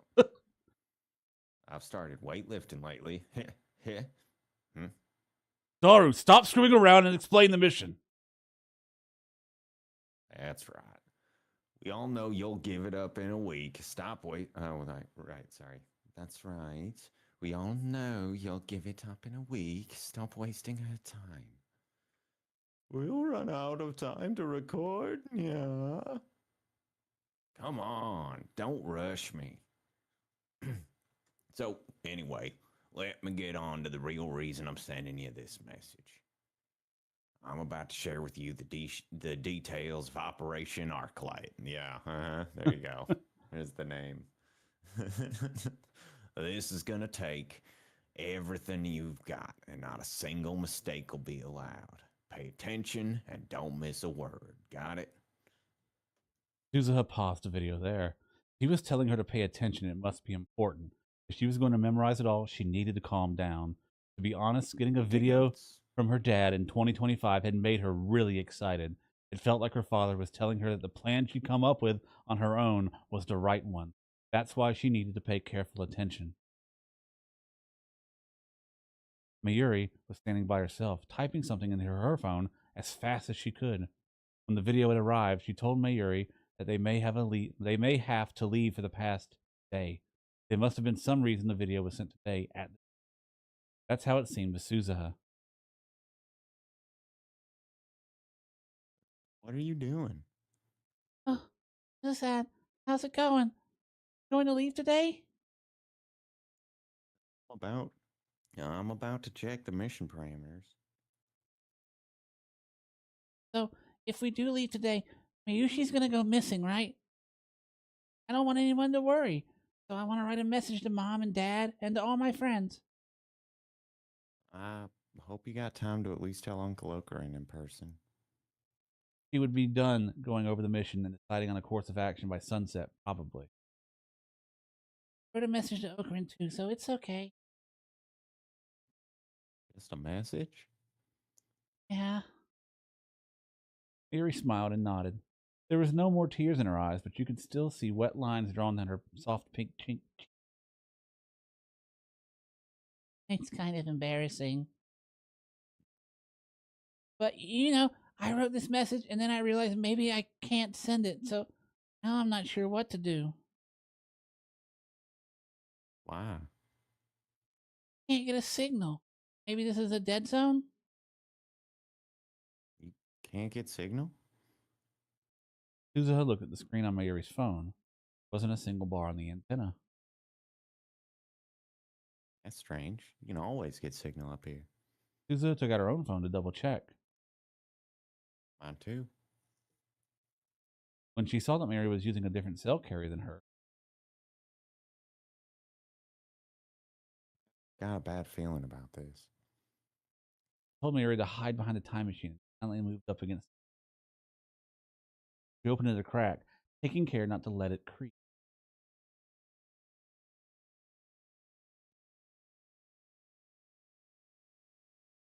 She looked inside the building.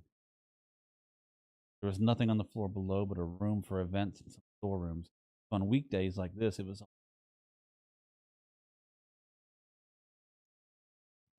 My imagination. She tilted her head sideways, softly tried. Yeah! At Miri screamed, she turned around just in time to see armed agents in camouflage jumping over the fence. One of them had grabbed Mayuri. At the walls? Souza deeply regretted her mistake. She was well aware that someone could try to come up the walls, but the video from her dad had made her so excited she lowered her guard. There were about 30 men, all carrying small assault rifles. When Mayuri asked her hostage, Souza couldn't do anything. I mean, there's 30 of them. You weren't doing a ton anyway. Drop your gun and get on the ground! Hands on top of your head! One of the men gave her an order in a cold voice. Resist. We can't guarantee the girl's safety.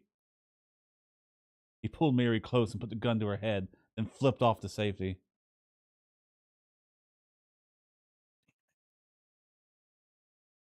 She had no choice but to obey. Suzuha took the gun out of her holster and put it on the ground, then took a pose she couldn't resist. Susan? Don't talk. They'll kill you if they have to. I'm just fine. In the way they moved, she could easily tell they were veteran. That meant they were certainly out of the time machine and probably well aware that only Suzuha could operate it. That, Suzuha decided, meant they wouldn't kill her if they didn't have to. The man who'd spoken to her first was probably the leader, knelt down next to her. He was searched roughly to make weapons. Girl, you know, show some respect. They took the other small pistol she carried for emergencies, as well as several different kinds of knives. Target 2 and Target 3. What about you? The leader spoke to the group of men gathering around the time machine. Target 1 secured, it's locked, and anything we try is met with an error. Several of the men had gone inside the machine as well. Leaving the hatch open had been Suzuha's own mistake. Still, it upset her to see them inside the machine. No use. Won't listen to anyone but me. Stand up. The leader kicked her with the heel of his boot. Keep your hands where you are. Move slowly. Try anything and we'll kill the hostage. When she stood up, her hands were handcuffed behind her back. They prodded her from behind and moved to the biometrics, isn't it? That's right. But, oh, sorry. But you can't copy my veins or fingerprints. Cutting off my hand or ripping out my eyeball won't work either. Security systems in the year 2036 aren't that easily fooled. The men in camo seemed aware of everything. None of them seemed surprised or irritated. Professor. The leader asked the man who was pointing the gun at Mayor. He's on his way. Target 1 is only useful if Target 2 is with it. Tell him it's impossible without the brainwashing. Souza gritted her teeth when she heard brainwashing. She'd seen many of her friends in Valkyrie undergo this cruel procedure and be sent back as spies before turning into vegetables. The leader turned towards Suzuha. Oh, what happens when you're brainwashed? The professor doesn't use drugs. It alters your... I think it'd be smarter just to help us. The professor? Where'd she come from? Old doctor with that name had led a brainwashing team. An old doctor with that name had led a brainwashing team that had attempted to destroy Valkyrie. Suzuha had hated him more than anyone. They hadn't used drugs either. It was safe to assume that both professors were. Fine. He nodded. I'll help you, but I can't do it like this. Suzuha jangled the cuffs behind her back. They'll take off the handcuffs, but if you resist, the girl dies. There was still a gun pointed at Mayuri. Even if she tried to resist, it would be impossible to save Mayuri from this. When she went inside the cockpit, she used her biometrics to bypass the lock and brought up the control console. Lights came on all across the machine. Okay, get out. We'll investigate. I don't think you're going to be able to understand it, but sure. As Suzuha left the cockpit, the leader turned his gaze towards a particular cluster of men. They seemed to be engineers. That was the moment she was waiting for. Her hand had wandered below the console for just a moment when she left the cockpit. She had hidden some knives there.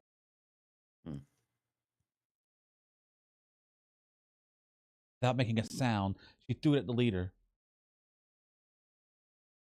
Ah! The knife pierced his throat. He went down so quickly he hadn't time to scream.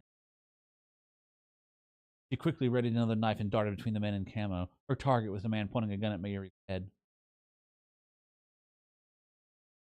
She dropped her hips low to the ground. In an instant, she moved behind him and slit his throat. Blood poured out onto an astonished Mayuri, but there was no time to worry about her. She grabbed his rifle and fired a few shots to force him to the ground, then grabbed Mayuri's hand and ran behind the machine. The plan had gone well so far, but she had seriously underestimated how well trained these men were. The second in command quickly moved to the front and worked to reestablish control. All she had was a knife and the gun she'd stolen, and she needed to protect Mayuri, a non-combatant. She was still facing more than 25 active enemies. Whatever the right way to get out of this was, she couldn't find it. The time machine was still active. She couldn't escape because she couldn't leave it here. Seems like that's the best escape you got. Right? One of the men fired several rounds towards her, which bounced off the side of the machine. Oh. And then Mayuri's head flew back, as if she'd been struck. A spurt of blood came out. Pixie, smile. Her cute face was turning blood red.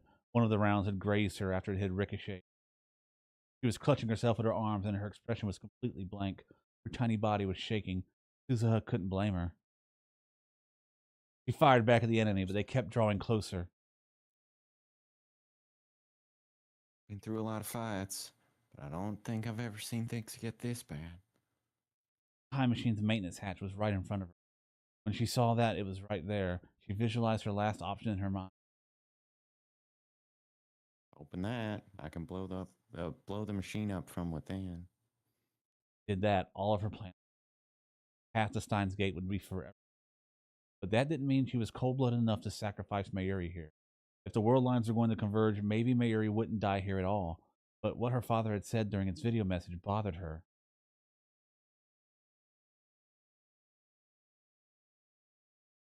Probably already noticed, but the choice you and Mayushi just made has changed the world line a little. In other words, I'm a different Hashida Taru than the one in your world line. Which meant that Suzuha had no proof that Mayuri would be alive in 2036 now. Had the world line really changed? Of course, for the sake of Operation Arclight, she hoped it had, but that meant she wouldn't be able to move from this place. Imagine the worst case scenario. The worst case scenario. That would be these men taking the time machine. They could change the world line into something even worse than the one Suzuha. It might become a world line where not only Mayuri's life wasn't, but Daru's wasn't either. If that was going to happen, had to make her choice fast. She kept a careful eye on the men, and as soon as she saw an opening, she opened the maintenance hatch biometrically. She could see part of the engine giving off quite a bit of rumble. She turned her gun sights on it. Fortunately, the unit that created the air black hole still wasn't active. Even if she blew up the machine here, it probably wouldn't cause serious damage to the space-time continuum. Probably. Probably. As soon as she saw that, she went to pull the trigger. Oh. Miri's forceful no stopped her dead in her tracks. Destroy it. Don't stop me. I've already made my decision. To the side. Just as Miri had stopped her before, once again her forceful voice caused Suzuha to hesitate, if only for an instant, on the battlefield. That instant in the silent fate. Took a quick look around again, then she froze. Mixed in with the men in camo was a girl in a dark motorcycle. Her? Kagari? Kagari, who had leaked this place's location to them? She was well aware of Kagari's ability after the 2 battles. If she wasn't completely in control of herself, she'd be killed instantly. Talk to her. I'll have to give up on my own survival. How many would she have to take with her in order to give Mayuri a chance?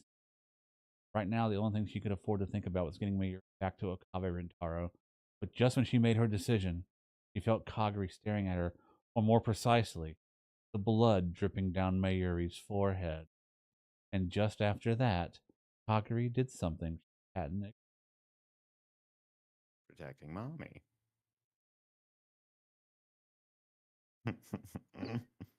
Oh no. What did you do to mommy? There was a scream. No, it was the howl of an enraged beast.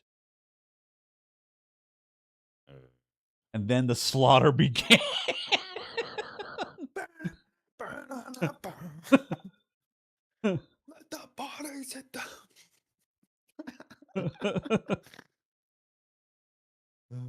Good stuff. Kagari grabbed the second in command's head with her left hand. With her right, she steadied her rifle. After she fired, there was very little left of his head. I mean, it's not the most efficient use of time, but hey, it makes a good point. The rest of him dropped to the ground. The rest of him. What are you doing? He slammed a piece of tattered flesh that had once been a man's head into the ground, and with no warning at all, leaped from one screaming man to another. She fired her gun into every one of them.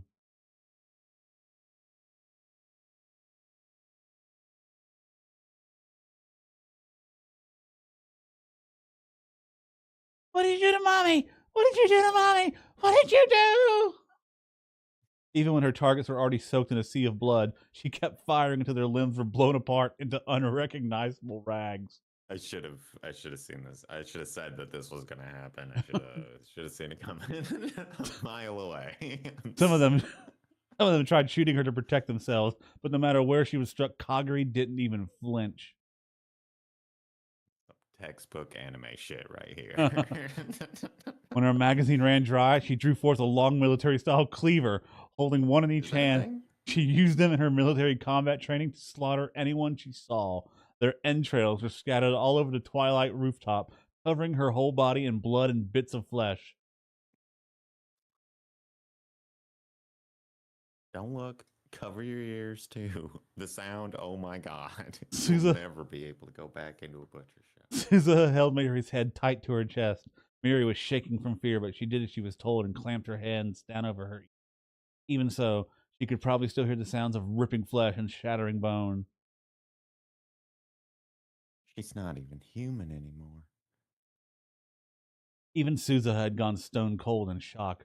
During all her time in combat, she'd never seen a one-sided slaughter like this. She'd experienced this when she fought, but Kagari seemed to feel no fear or pain. She simply focused all her energy on killing her opponent. It was often said that humans unconsciously avoided using all their muscle power to protect their own bodies, but Kagari seemed to lack that capability. Just now, she stabbed a man who turned to run from her in the back, then tossed his huge body to the ground with only a single arm. Then she kicked his stomach from below and ruptured his organs, killing him. Surround her and fire! It's just one girl! I do struggle to understand how, like, 24 people with guns aren't enough for one person. I don't care. I'm sorry. Like, Star Wars Saga Edition, I can make this work. Real life, probably not. Get around to the right! The right! Finally, after several, perhaps a dozen or more of the men had been killed, what remained of the squad started to scream orders at one another.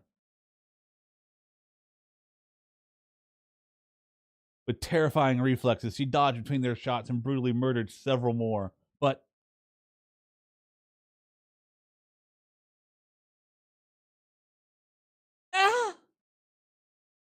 at last, a hail of gunfire struck her left hand, and the knife she was holding fell to the floor. No, that wasn't it. It wasn't a knife that fell. It was her entire left hand. The shock caused her body to stagger back.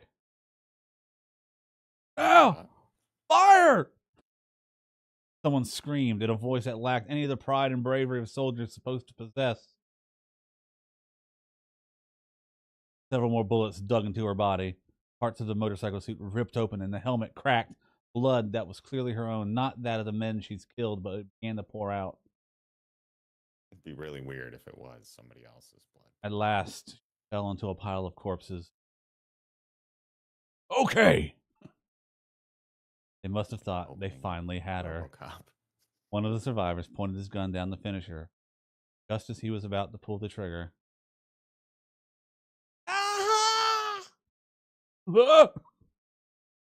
Her bestial roar and the man's terrified scream overlapped in a horrible cacophony. She forced herself to leap up and brought the back of the remaining cleaver down on his arm, knocking him back. An instant later, the knife slit his throat and ended his life. Retreat! Retreat! No, shoot her. What? I don't. The survivors began to flee in terror.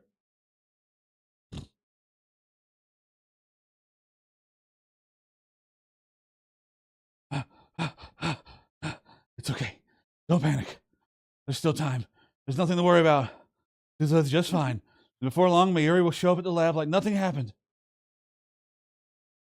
When I reached Radicon, I realized that many people in the crowd of pedestrians were holding their phones up to the sky. There was evidently no service near the station either. I took a moment to catch my breath as I looked up at Radicon. I could hear what sounded like a distant explosion. It wasn't just one. The explosions were coming in a series. Several of the people around me were glancing at their surroundings, confused by these unfamiliar sounds. And then I realized that was gunfire. I remembered the sounds I heard during the battle between CERN's Rounders and the Russian military. The sounds were coming from the roof of Radicon. Had I not made it in time? I ran into Radicon. For some reason, the elevator was under maintenance and turned off. I had no choice but to take the stairs. My heart was pounding so fast that I thought it would burst, and I tripped several times during how tense I was. I stumbled again and again on the stairs. How many times have I come up these stairs feeling like this? Cursing my lack of endurance, I headed for the top floor. When I got to the 7th, I ran into someone I hoped I wouldn't. No, my guess that I'd run into them was right.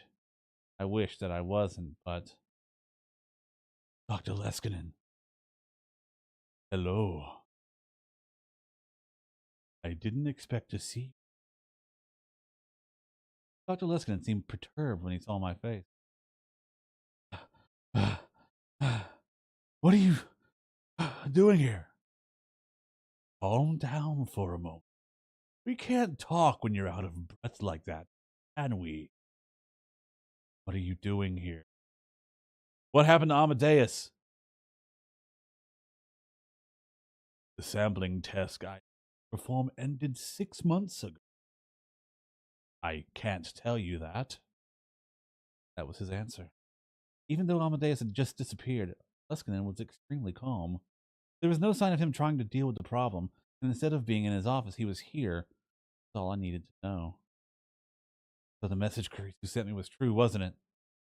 The father that she had spoken of was Leskinen after all. What happened to Kurisu and Maho? You're trying to analyze their memory data to extract the information on the time machine, aren't you? Well, that's a surprise. Kurisu told you all that? I thought I was keeping an eye on her. I wonder when she did it. Leskinen seemed truly shocked, which meant he hadn't noticed that Kurisu was a 4chaner, or that she'd spoken to me there. And then Leskinen took out a gun and pointed it at me. It seems you've learned a little too much. Who are you? A scientist. But science isn't charity, you see. Are you aware of an American civilian intelligence company called Strategic Focus? Focus? American company? That folk? I'd read about them in a conspiracy theory. I remembered reading that they had acquired top secret information on Russian ballistic missiles that even the CIA couldn't get, and then sold it. The result was the destruction of the CIA's reputation, and at the same time, the total reorganization of the Russian military strategy. I'd even heard rumors that during the Gulf and Iraq wars, they'd obtain information about the warring countries faster than anyone, spread it as it was needed. The world government supposedly call us the Shadow CIA. They was going to use our military. Was everything he'd said at that seminar just platitudes and lies? Well, I don't think I'm the one who's important here, am I? Anyway, Lintalo, I heard something from Katsumi. You have the new encephalitis too, don't you? In fact, you seem to know something about how it works. That's very interesting. Would you be willing to offer that information to me? All you have to do, undergo a simple procedure, and I'll be happy to hire you as my assistant. For some reason, my whole body broke out in goosebumps at the word. The Dr. Leskinen I knew, the man with the childlike, mischievous heart and deep scientific curiosity, the man who'd been so kind to me, the man I respected, gone. In his place was a cruel scientific fundamentalist who thought nothing of human lives or hearts as he pointed a gun at me. Or was this who he truly was? Suddenly, he seemed like a terrifying unknown. How about it? He took a step towards me, and then another fierce gunfight broke out above. Leskinen clicked his tongue at the sound. He glanced towards the stairs. Why am I hearing gunfire? I told them so many times to handle this peacefully. Ah! I took advantage of the distraction. Luckily, I was still on the staircase. I tackled his legs as hard as I could, and he lost his balance and fell. Ah! He hit his head hard on one of the steps. After a moment's jerk, stopped moving at all. He might be dead, but I didn't care anymore. I'd become a murderer many times over already. Good point. When I opened the door, what the first body he's dropped. Yeah. When I opened the door, what I saw was a vision from the heart of hell itself. There was blood everywhere, and bodies too. In the middle of the sea of blood was a girl in a motorcycle suit helmet, covered in crimson as she lay on the ground. She held a giant cleaver. I could see instantly Guar album cover that she was responsible for this disaster. Her shoulders moved up and down a little, so evidently she was. I approached the woman, trying my best not to throw up from the stench. You okay? I could hear her voice from beneath the cracked, broken helmet. I looked closer and saw that some of the blood was her own. Her body was racked by bullet wounds. Her left hand was completely gone. It was a miracle that she had somehow survived all that. She didn't seem to notice me. She slowly crawled through the blood. I followed her gaze, saw Mayuri huddled beneath the time machine. Suza seemed to be unhurt, but there was blood on Mayuri's face. Mayuri! I hadn't expected to see her here. I was worried about her wound, but more than anything, I was glad she was safe. She raised her face when she heard my voice. The next moment, her eyes locked on the girl in the motorcycle suit. No! She saw the thing crawling towards her and screamed. Is that what it looks like? Kagari didn't kill anyone. Kagari? You say Kagari? It was only then that I realized that the girl in the motorcycle suit was the Shina Kagari that Suzuha had been looking for.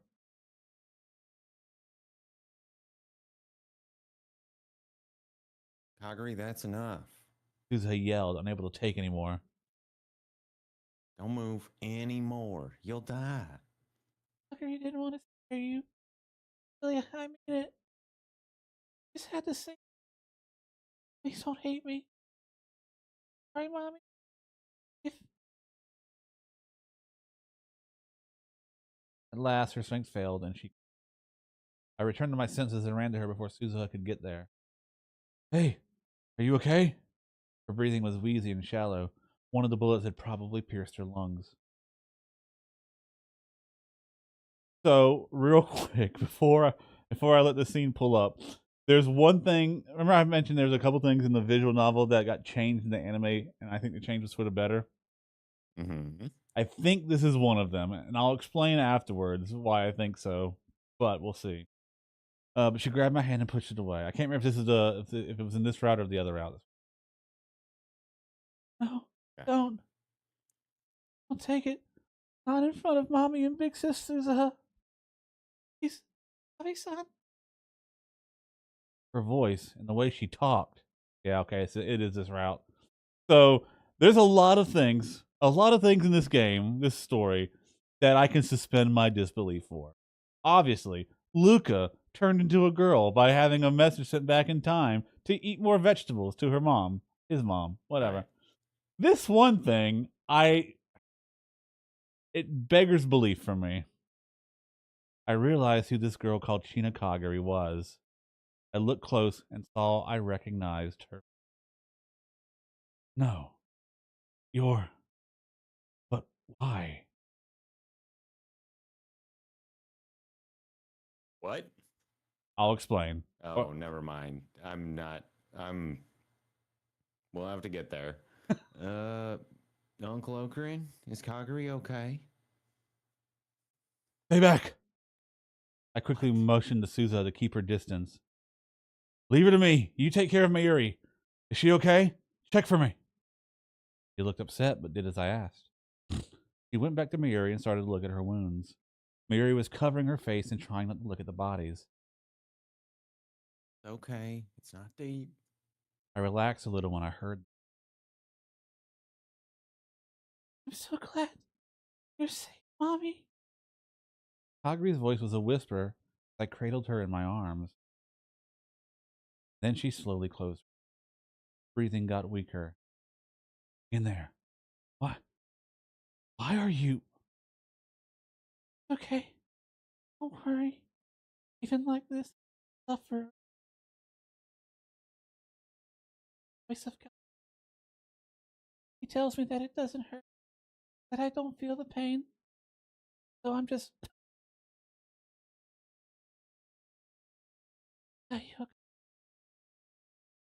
The real one doesn't know anything.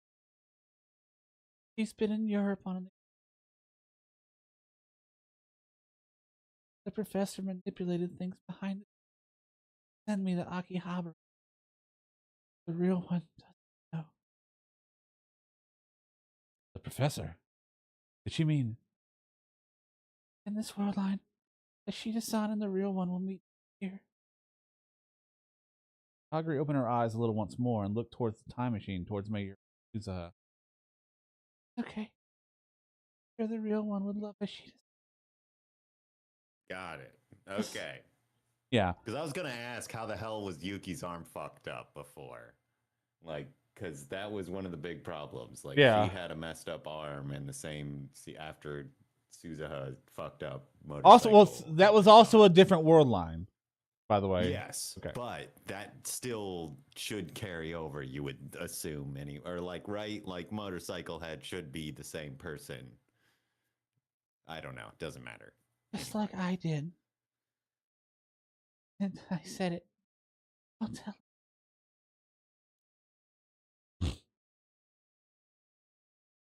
Huh. And this time, her smile, still shining in her eyes, closed for real. With one final shudder, strength left her body. Her life faded away in my hands. There was so much I wanted to ask her. Why had she appeared before us using that name? There were so many things I didn't understand, but Shina Kagari's life ended in that. Uncle Ocarine, is Kagari okay? I came back to my senses when I heard her voice. If I told her about Kagari's death, it would cause her a lot of mental. That wasn't a good idea. Right now, I needed to do something about the time machine as fast as possible. She's okay. I'll take her to a hospital. I slung Kaguri's bloody body around my shoulder and stood up. You shut down the time machine and hide it. The cops will be coming. Too late. What? Before I could open the door, a huge shadow appeared from within. Professor! He wasn't dead? But he must have taken a lot of damage to the head because his face was the color of clay and one of his eyes wasn't focusing. This will be a war zone soon. America, Russia, and Japan have all started to move. Once the great gears of war start turning, you can't stop them. If Kaguri had only told us sooner, things wouldn't have gotten this bad. About Kaguri? Which meant that I was right. But Suzuha spoke before I could. I see. So you're the professor. You're the one who brainwashed Kaguri, aren't you? Is that true? Is that the kind of person you are? I, myself, haven't done anything. So this part here I actually do like. Like, how do you, as a villain in the future, how do you give yourself an advantage in the war for time control? Leskinen didn't try to deny it. 10 years ago, I found a helpless girl and helped her so she could grow up like this. Helped her. This never would have happened if she led a normal life. Could you not yell like that? My head is killing me. I'm telling the truth. She made contact with me. It was her plan to get the plastic surgery and infiltrate this city. Evidently, the voice of God in her head tells her everything she needs to do.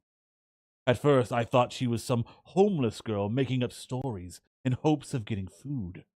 But when I examined her brain and her memories, I found something very interesting and wonderful. This God she spoke of. And even as his face twisted in pain, he smiled proudly. This God she spoke of. It was me, from the year 2036. You are a real mad scientist. Suddenly, I heard a siren down below. Just hearing the sound made me feel uneasy. I'd never heard a sound like it before. What is this? This is a gorilla attack alert. I repeat, a gorilla attack alert. A gorilla attack may occur in this area. Please get indoors and obtain further information from radio or television broadcasts. Wait, now there's gorillas attacking? Oh my god! I heard that announcement coming from the speakers on the street. A gorilla attack. As if today couldn't get worse. I could hear several helicopters in the sky above me. Their engines were clearly more powerful than the ones in the media's news choppers. I recognized the sound from the time I spent in the wartime world line. Haven't they seen King Kong? This never works. It's not enough to stop the gorillas. I told you, didn't I? There's about to be a war over the time machine, right here, right now. The World War III is about to begin? I'm sure the people here have no idea a world war is about to begin in the middle of their city. And then Leskinen leaned up against the wall, sat down, and stopped moving. Whether he passed out or gone into a coma from the brain damage, I didn't have time to find out. It was like the air in the city had gotten heavier. That's how it felt. A chill ran down my spine. I'd spent a month at war in that world line, and the same future was about to begin here. Something like that couldn't happen in Japan. It was like a TV show or a movie, but I knew instinctively that this wasn't fiction. There had been signs since 6 months ago. Here, in Akihabara, in Tokyo, in Japan, spies and soldiers from all around the world had been working in the shadows.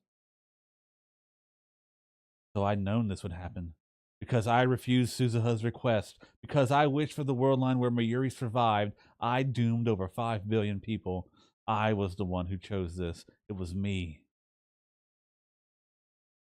Uncle O'Green, I looked and saw Suzuha was pushing Mayuri into the time machine. Gonna have to jump to the past. What? Take care of Kaguri. Suzuha had no idea that Kaguri was already dead. She leapt into the cockpit. I raced over and grabbed onto the hatch, then looked inside. You can't mean a year ago. You're going back to that day? So suddenly? Not sudden. And we're not going back to that day. She was tapping commands into the console as she spoke. What do you mean you're not going back to that day? I'm borrowing Big Sis Mayu for a little. Mayuri was already strapped into a seat, just like I was when I jumped a year ago at Suzuha. Mayuri, you... Look her in. I heard fierce gunfire and screams in the distance. It looked like some of the spies had started fighting each other. Kaguri may have just wiped out a force from one nation, but an army from another entirely different one was still coming. Look her in. Here. Mayuri handed me a smartphone. I took it without thinking. I can't get a signal, so I'll just give this to you, okay? Read the message. It'll tell you how Mayushi feels. Wait, where are you going? If you go, it won't change anything. You can't do anything. And if you go, you won't be able to come back. No, it can't be you who does it, Okarin. This is Mayushi's job. I don't understand. I don't know what you're talking about. Please get out of the time machine, Mayuri. If you leave the wheel of causality, then I won't even know why I chose this world line. Okarin. Mayuri gently... always been eternal. Mayuri gently rubbed my cheek, and she smiled sadly.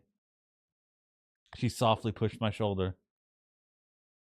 and shut the door. It threw me off balance and made me let go of the hatch. And the hatch closed. Mayuri! Wait! Too late. By the time I grabbed back on, the hatch was sealed shut. The door controls were biometric. Only Suzuha could open it now.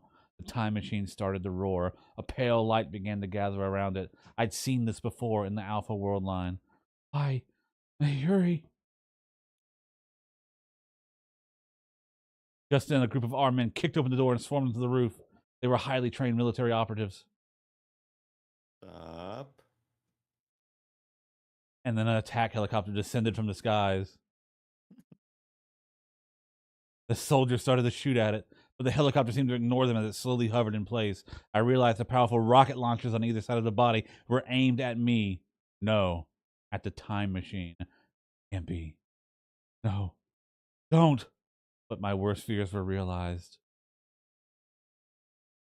The helicopter fired its rockets. They headed straight for the time machine. It was still there, shrouded in light. No! Yeah. And then it changed. The second I yelled, a powerful blast blew me back. Next thing I knew, I was crawling on the ground. I saw that some of the soldiers had already joined the mountain of corpses on the ground. Some of them were still shooting at the helicopter. I stood up as fast as I could. My whole body felt like it was on fire. My skin was burnt in places. My clothes had been blasted off. No, don't worry about those things now. What about the time machine? I looked up towards where the time machine had been. If it had jumped in time, it should have been able to avoid the rockets. However, there were scraps of metal everywhere. I could tell they belonged to the time machine. Did they not make it in time? It was, Mayuri. Into time. I looked around at the cloud of smoke. Hey, Mayuri, where are you? Mayuri? Suzuha? Answer me! There were bodies everywhere, but I couldn't see Mayuri or Suzuha. I couldn't even tell if they were alive or dead. Right here, I'm going to say, what do we think we're at timing-wise? We're going to end it here in just a second. Okay. I just was wondering if you thought we were like right up against the end or if you thought we were, because this felt like it's a reasonable. Yeah, we're getting to the end of a chapter, I think, but it's not the end of the game yet, I don't think. There were no bodies. I was just checking it. They simply vanished. After that, things went far beyond my power to control.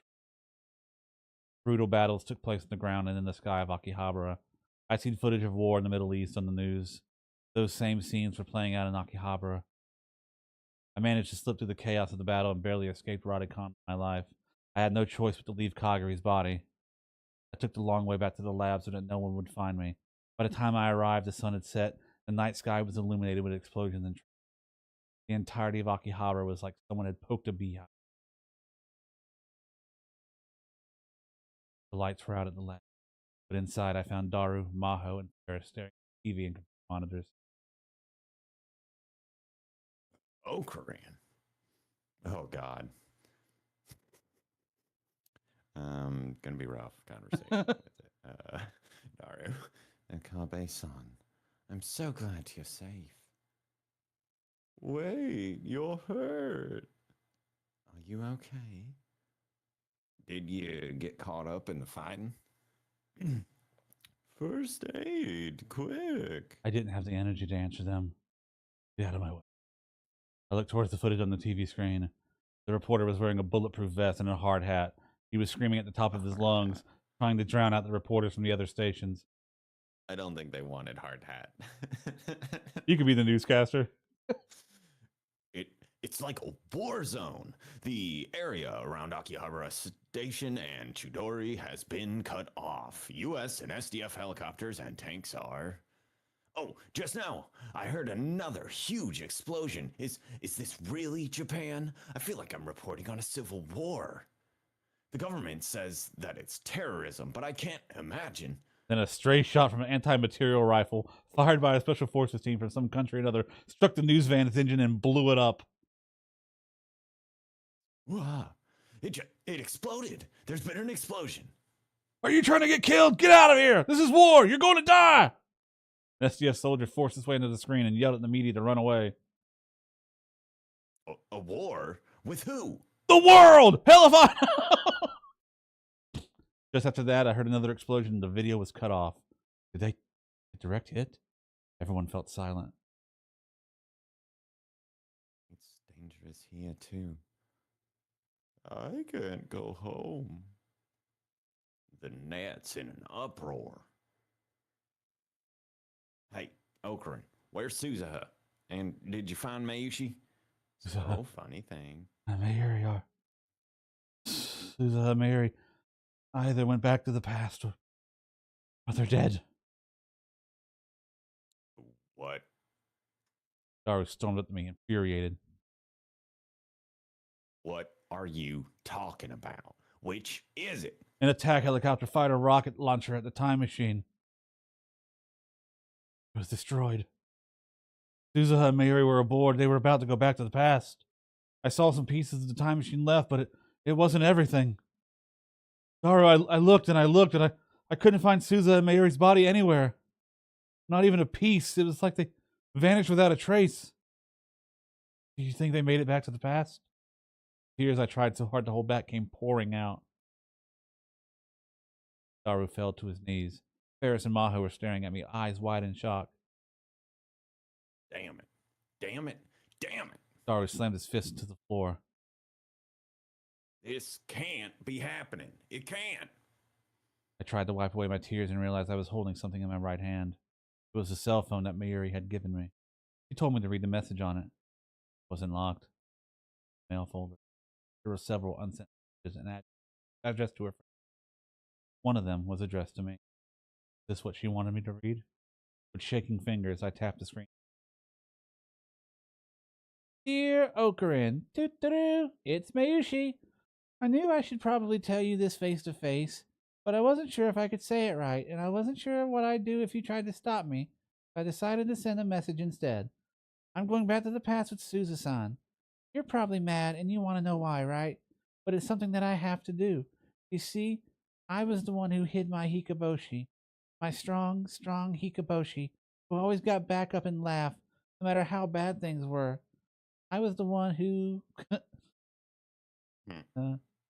I was the one who hid him beyond the dark clouds. I was wrong. No one was trying to make you save the future all by yourself. You've got Daru-kun and Suzuha-san and Luka-kun and Ferris-chan and Yuki-san and now Maho-san. So this time, it's my turn. This is my first big mission as Lab Mem 002. I'm sure you're worried, but I'll be fine. And even if something happens, I know you'll come to save me. The Hyoyin Kyoma I love will come riding in on a new time machine he made and save the day. I know it. So I'm going. I promise I'll come back. I'll come back to you. So just wait for me a little, okay? I love Hyoyin Kyoma. But, you know, I love Okabe Rintaro even more.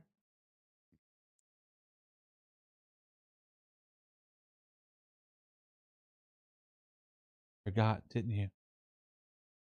My hostage. You can't be my hostage if you go away. You want me to come and save you if something happens? What kind of hostage are you? The insane mad scientist would never go to save you. Save you. Idiot. I'm a bigger idiot. Guilt and despair were tearing my soul apart. It was just like after I felt.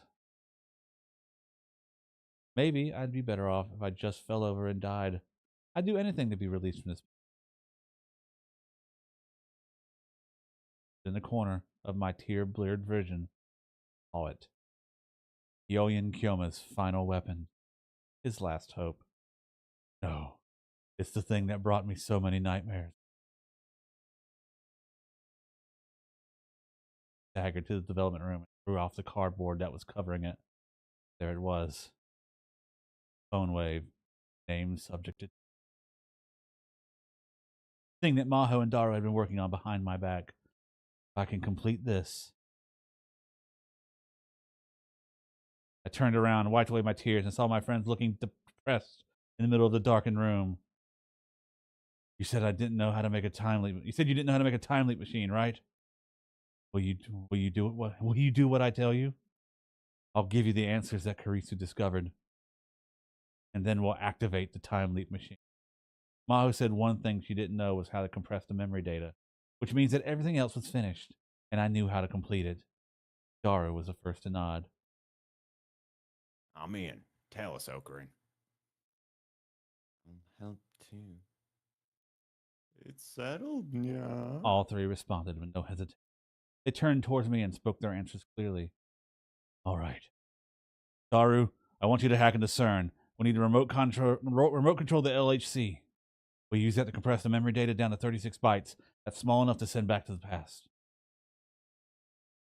Just 36 bytes? You could tell she was a scientist by the way her face went pale at the number. But sometimes this thing doesn't work right. Sometimes it's just a normal microwave. It's the 42-inch CRT in the Brontu workshop. The phone wave, named something to change, only works when it's turned on. the CRTV, TTV. Oh, so that's it. It's like an ion lifter. Just the word CRT was enough for her to figure it out. The life was coming back to their eyes. Then we may be able to finish it after all. But even if we can finish it, are you going to start using it now? We can't run human trials without doing anything else first. Not confident in what you built? But Kurisu already did it. Kurisu already did it already in another world line. That's because she's Kurisu. I can't be her. You saw Kurisu's message on 4chan, right? What? Well, she could see it. We can't. So lastly, I'd like you to pass a message to the person I respect the most. I always regarded myself as essentially ordinary. Tell her that she was always the person I would be. Tell her that she was real Amit.